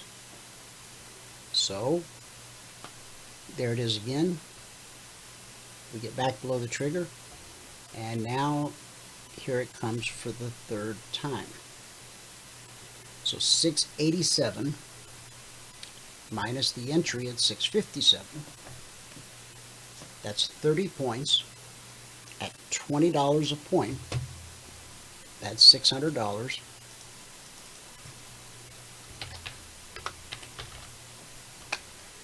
Per contract traded.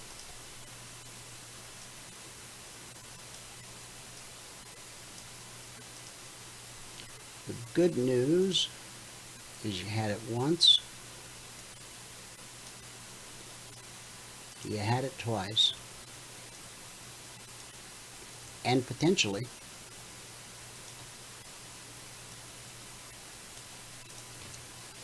three times. Now the move so far has taken us up to 81, so we're 6 points away. Just from 57 to 67, from 57 to 67, it's $200.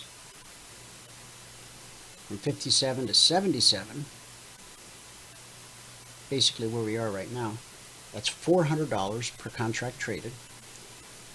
If it completes the journey up to the zone, then that'll be a third $600 per contract traded. It's important that you always go and look at the chart before you don't trade an alert just because it's an alert, because if you don't look at the chart, this was a great trade, this was a great trade, this was a great trade, but without looking at the chart, you might think this was a great trade, but you know it's not, because price is below the BBC and you got red and falling overhead. Alright, so we've covered the S&P. Here's the NQ. Here's the S&P. Right, that really nice 15-point move from the entry to the exit signal. The Dow. $500 per contract move, 100 points at $5 a point from the entry to the exit signal. Now we're waiting for the Dow to tell us what the next high probability move is. Well, from here, it's a high probability that we're going to make it up to the zone. Question is, will we consolidate? Will we get rejected? Or could we possibly slice through it? We don't know. We don't know what's going to happen next. No one does. God did not give Adam that capability. And so we don't have that either. This is where you deploy your patience and wait for the chart to give you the high probability trade setup. Okay, so all four of the indices worked out well on Logic and Concierge. Now let's go take a look at Crude. All right, 4360, that's a this week zone. Below that, this week's zone is 42.95, 42.90/95. Okay. Now, on this move up, look where price ran.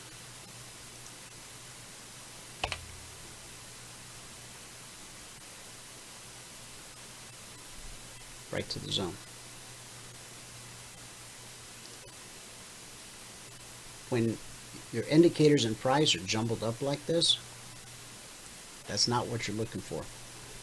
You're looking for this, okay? The more time you spend in class, the more time you spend watching training videos, the more time you spend in one-on-one sessions, the sooner you'll be able to spot these moves, not after the fact, but as they're actually happening, okay? So last night on Crude, we said to consider being long 43.30. And that's right here.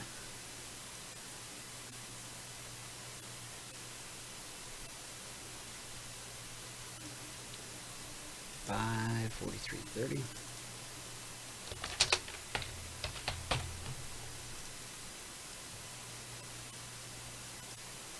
Zones are an area. Came pretty close. 43.57. So we came within 3 ticks of actually touching the zone. So from 43.30 to 43.57, that's $270 per contract traded. And then we traded again. A couple more times. Okay. You got blue and climbing. As long as you're above the BBC and you have blue and climbing, all systems go. As we rallied up here, consolidated for an hour at this zone, made a run to the zone overhead, pulled back to the BBC and the zone. Now when price retraces to a zone, we expect it to be good support. When price retraces to the BBC, we expect that to be good support. So this is what I call good support times 2. And off we go. Okay. Short side for Crude.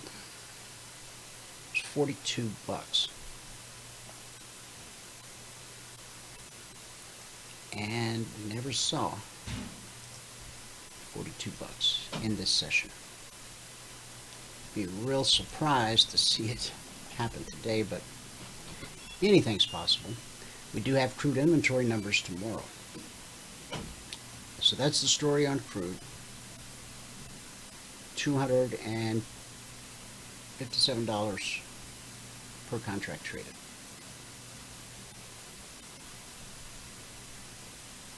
$20-point move. Crude, when it moves, it pays $10 a tick, so a $1 move is $1,000. 27 ticks, $270. Okay. Gold.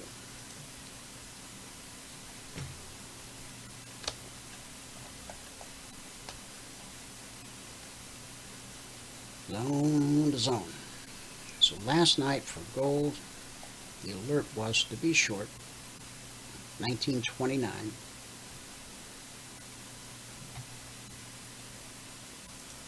And this was kind of a bumpy ride.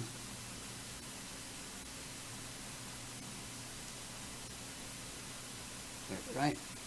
1929.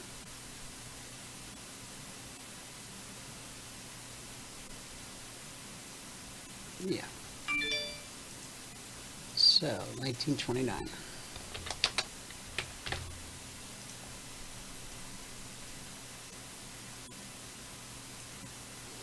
So, this first trigger we dropped to 27.1. That's $190 per contract traded. Here. Okay. That dropped to 28.5. Here.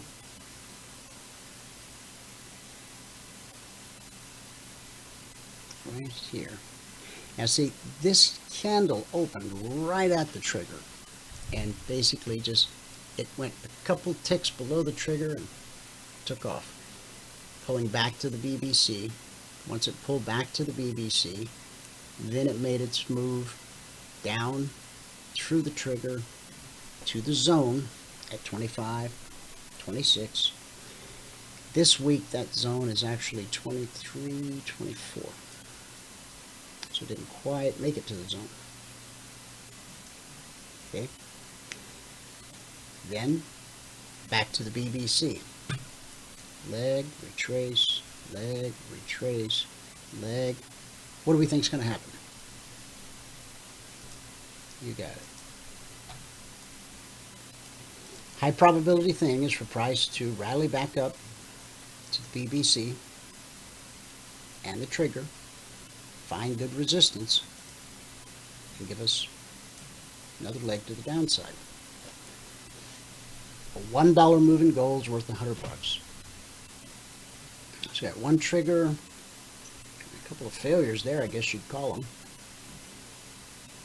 And this one exceeded. This one from 19, just from 29 to 24, that's $500 per contract. And then it did it again. Fees didn't quite get back above the trigger. But here, as long as this candle stays green, we expect it to retrace right up to the BBC. Could spike it the way these did. Think about that. When this candle opened, it was green. You're like, oh man, we are definitely headed to that zone overhead. But you look left, and what do you see? Bearish cross. Now, this bearish cross led to a substantial move. So when price reaches back up to the area, to the price where the cross took place, if it's a bearish cross, when price rallies back up on 1, 2, 3 occasions, you expect it to be good resistance. More often than not, it is. The same is true with a bullish cross. Okay? Now, when you have a bullish cross like this that does not lead to a substantial move, okay, this just went up a couple points, but that doesn't have a lot of significance. But when it leads to a substantial move, then, as you can see, okay, resistance. Always be aware of where the last bullish and bearish cross is on your chart, because that represents a potential obstacle to a long or short trade. And gold's trying to make its rally back to the BBC. Okay, silver. Last night's alert for silver.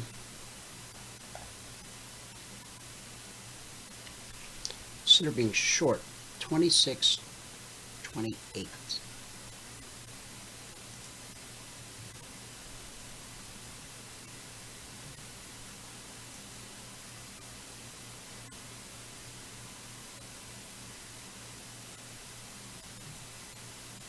$26.28.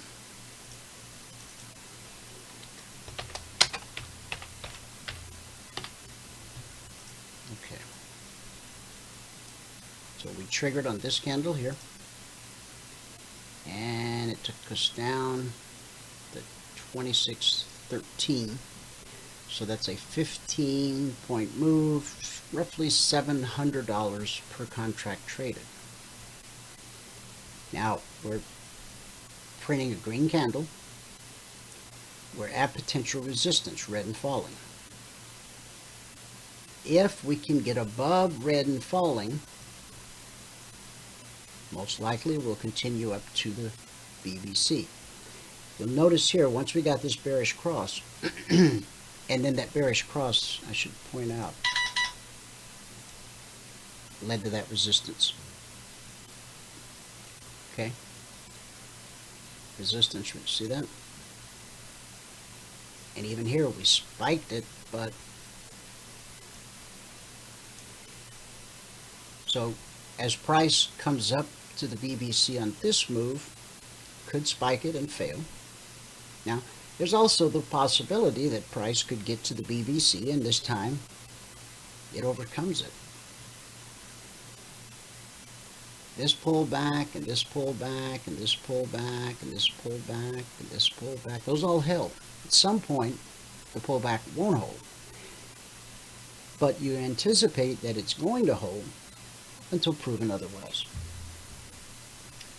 Now, our weekly zones for this week, we've got one at 27.58.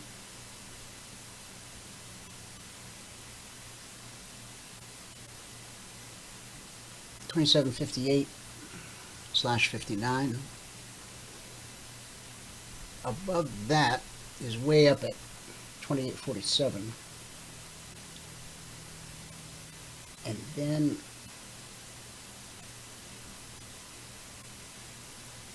I'm sorry. That's 27.58.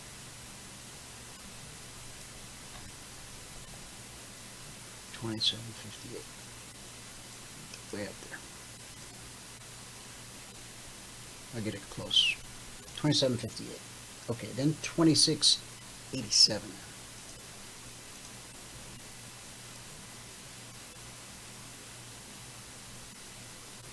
Okay, so on that move up, price almost got there. And then the next is 26.17.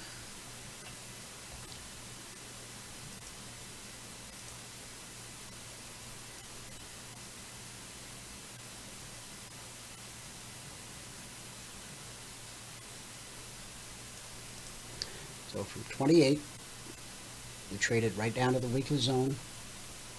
When price approaches a weekly zone from below, we expect it to be good support until proven otherwise.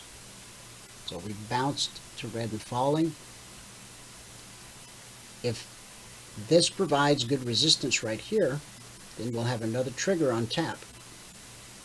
Price could continue up to the BBC, and then we'll get our opportunity to be short again. Okay. All right, so we've covered them all. S&P, Dow, Russell, NQ, Crude. Back to the S&P. A few minutes ago, we talked about the potential for price to rally up in our perfect world and make contact with the BBC. That's exactly what happened. But there's a little bit of a dilemma here. Well, as far as the Concierge Trade Alert goes, that BBC represents resistance overhead.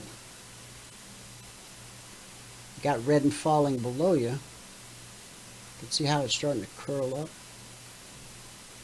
That's an indication that this time we may push our way through the BBC. If we had no other dynamic going on, if we didn't have a long trigger right there, if we wanted to go short, we have to understand that, let's see, we got in at 34.28. There's not 2 points of room to run between where price is now and this. So we got to get below this. Zones at 23. So could we trade 34.25 to 34.23? Absolutely. I'd rather trade 34.26 to 34.24.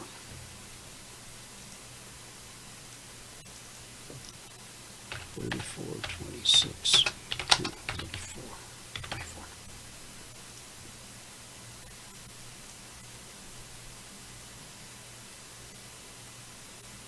Right there. The Dow, we already highlighted that window of opportunity.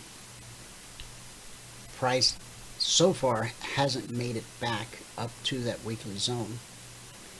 So if we drop, now we've got red and falling, which if we climb, that's going to become blue and climbing. That's right smack in the middle of that window of opportunity. If we were to make our target 28020, then we would need to get short at 040.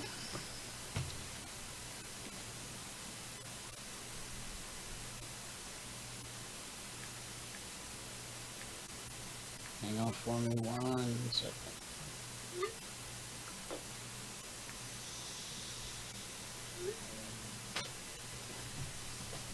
Okay, so we've covered them all,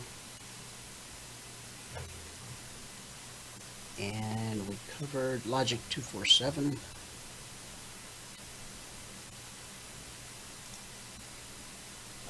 Let's take a walk through those real quick. I already gave you the recap, but let me show you what they look like. The recap again.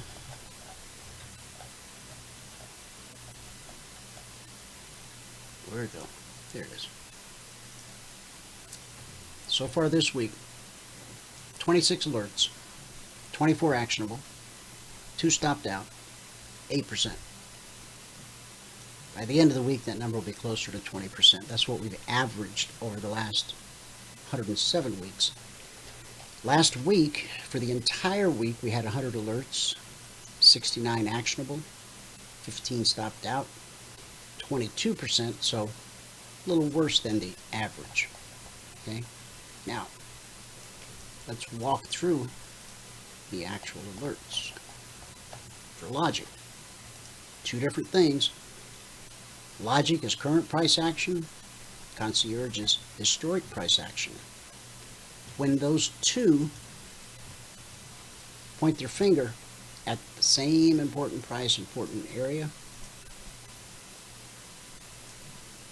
that's where you'll find your best high probability, low risk trade setups. So the first alert Sunday night at 6 p.m. Eastern, well, I was running an hour late, so 7 p.m. Eastern, 5 after, this is Pacific time. Said to buy the S&P at 3403, initial target 3405, second target 3406, third target 3418. We made it just past the third target. 1, 2, 3. The swing high was 34.21.5. We've since taken that out, but we only track it up to, whatever that first trigger, first move is. So that's an 18-point move at $50 a point per contract traded. Here's the Dow. Initial target was 28005. Next target or potential resistance 28012. We made it up to 28142. So I call it a $150 move at $5 a point, $750 per contract traded. And I have to remind you, these are separate from the Concierge. What we just walked through trade by trade, those were the Concierge, these are the Logic. Concierge comes out once per session at the beginning of the session. The numbers are good for the entire session. These come out around the clock as opportunity presents itself. The entry here on the Russell was 1560. Target was 1562. We actually went up as high as 6470. In Q, the entry was 610. Target 620. Second target 675. We traded 676. So that's roughly a $1,200 per contract trade. Here's crude, 55 to 65, made it to 66. 52 to 54, made it to 57.80. Silver, we were selling 26.65. The swing low was 33. This was a hedge on silver. To be long 27.05, we made it up to 27.34. A 2 penny move in silver is $100. Here's the hedge on gold. Selling 19.34, we made it down to, I call it 19.31. It's a $300 per contract move. And here's a long on the S&P. 34.27, we made it to 39. So the initial target was 29. The second target was 38. We made it past the second target by 1.75 points. So from 27 to 39, that's 12 points at $50 a point, $600 per contract traded. The Dow, said to be long 28,200, ran up 150 points, $5 a point. Russell, be long 1572 to 1574, made it to 75.20. NQ, 715, came just shy of the initial target, but we did make it 60% or better, and that gives it a PT designation. Here's crude, from 35 to 45, we made it to 57. Here's gold, sell 47, initial target 46, made it down to 45.30. Still waiting on results. Here's the Dow, sell 28.075, made it down to 28.043, which was below the second target. See, on a short, it's called potential support. Sell 1555, target 1553, we made it to 53.40. Gold 1930 to 1926, got the 1927.1. So that's basically a $300 per contract trade, $290. In Q, S&P, the Dow, I goofed up and put in a duplicate. No trigger. Stop out on the Russell. Here's a Dow, entry at 430, initial target 450, made it to 480, and then another stop out on the S&P. Okay, so that's Logic 247 for the week. That's the Concierge Trade Alerts from last night. And Mike B, you had a question about the S&P daily chart.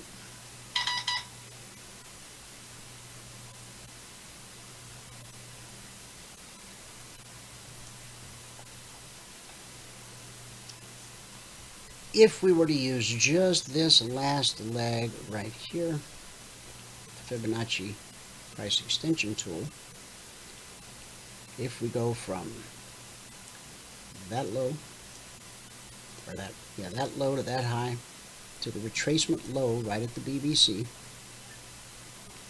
then overhead, potential target price extension would be up at 34.97.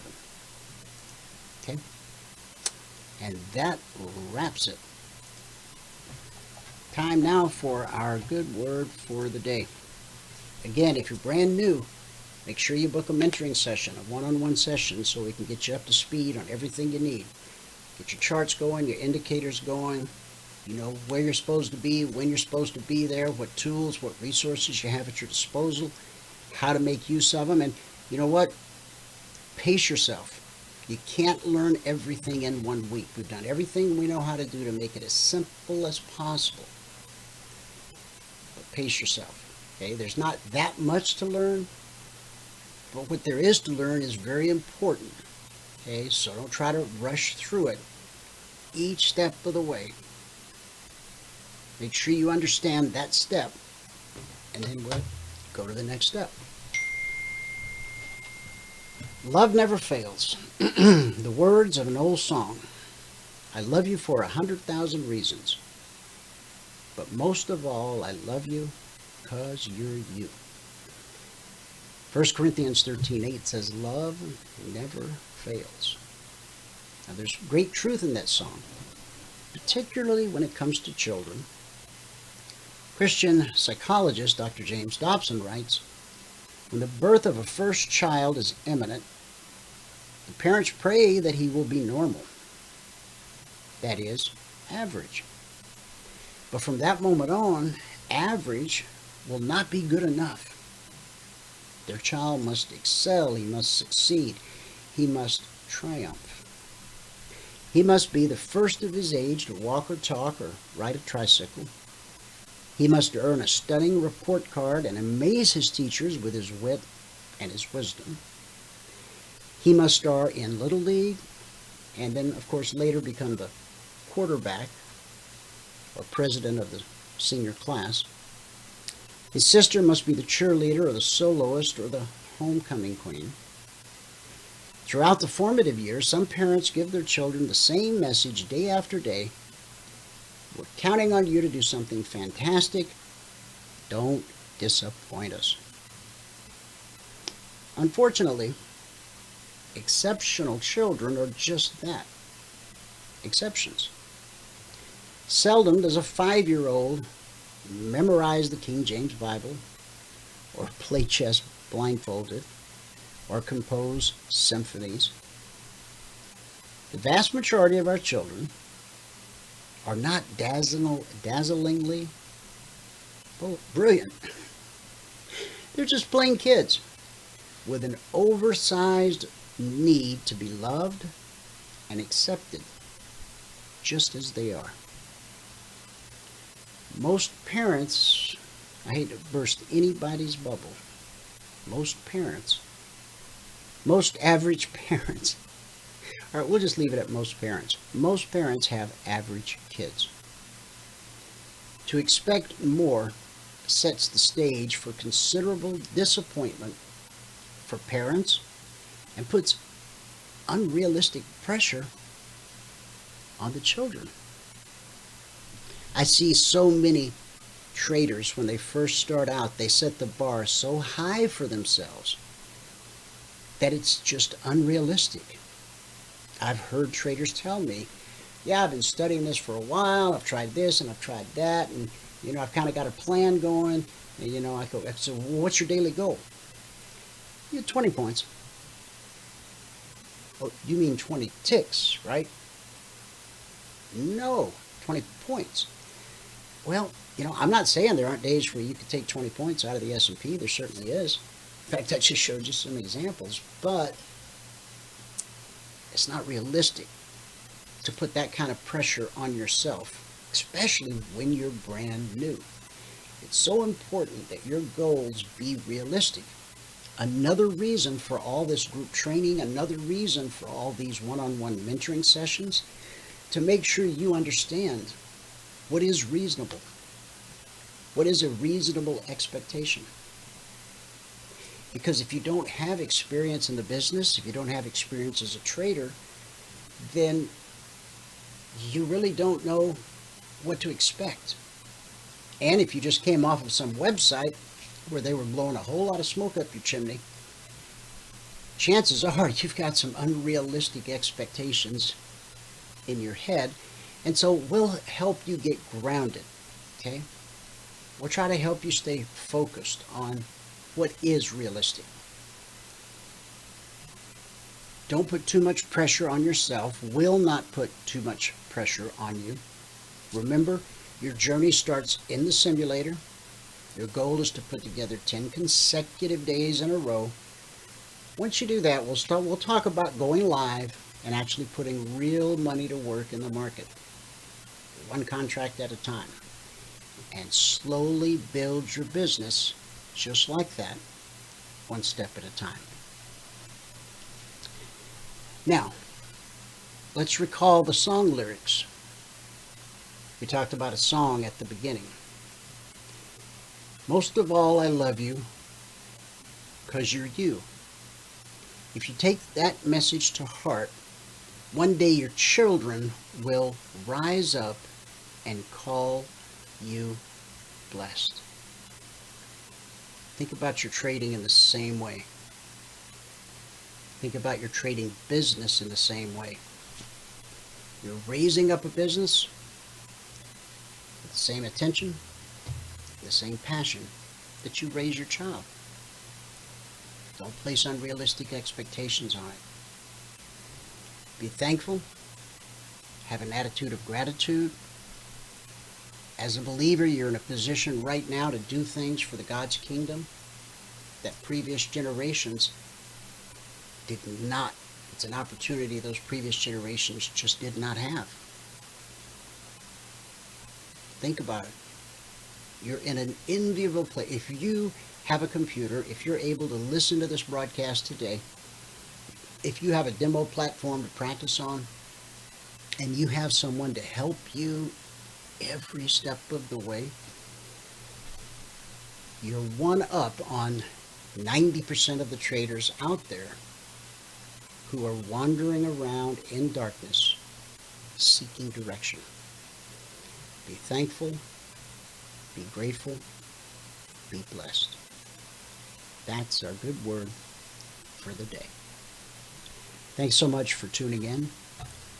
Whoever you are, wherever you are, may God continue to richly bless you with His mercy and with His grace. And I'll see you at the bell.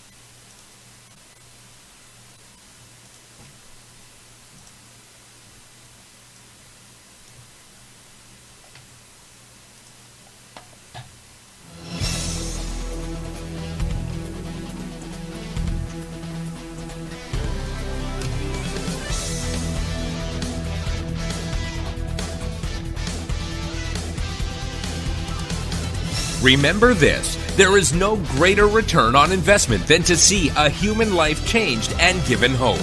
As always, pray hard and trade safe. Any financial information discussed on this show is simply the opinion of our host, Dwayne Reeves, his co-hosts, and guests. To learn more about trading Emini Futures or to take a 1-week free trial in our live trading room, call 1-866-928-3310. 866-928-3310. Information discussed on this radio program should not be construed as a recommendation to buy or sell any security. Always do your own due diligence and consult with a licensed securities broker or financial planner before making any investment decision.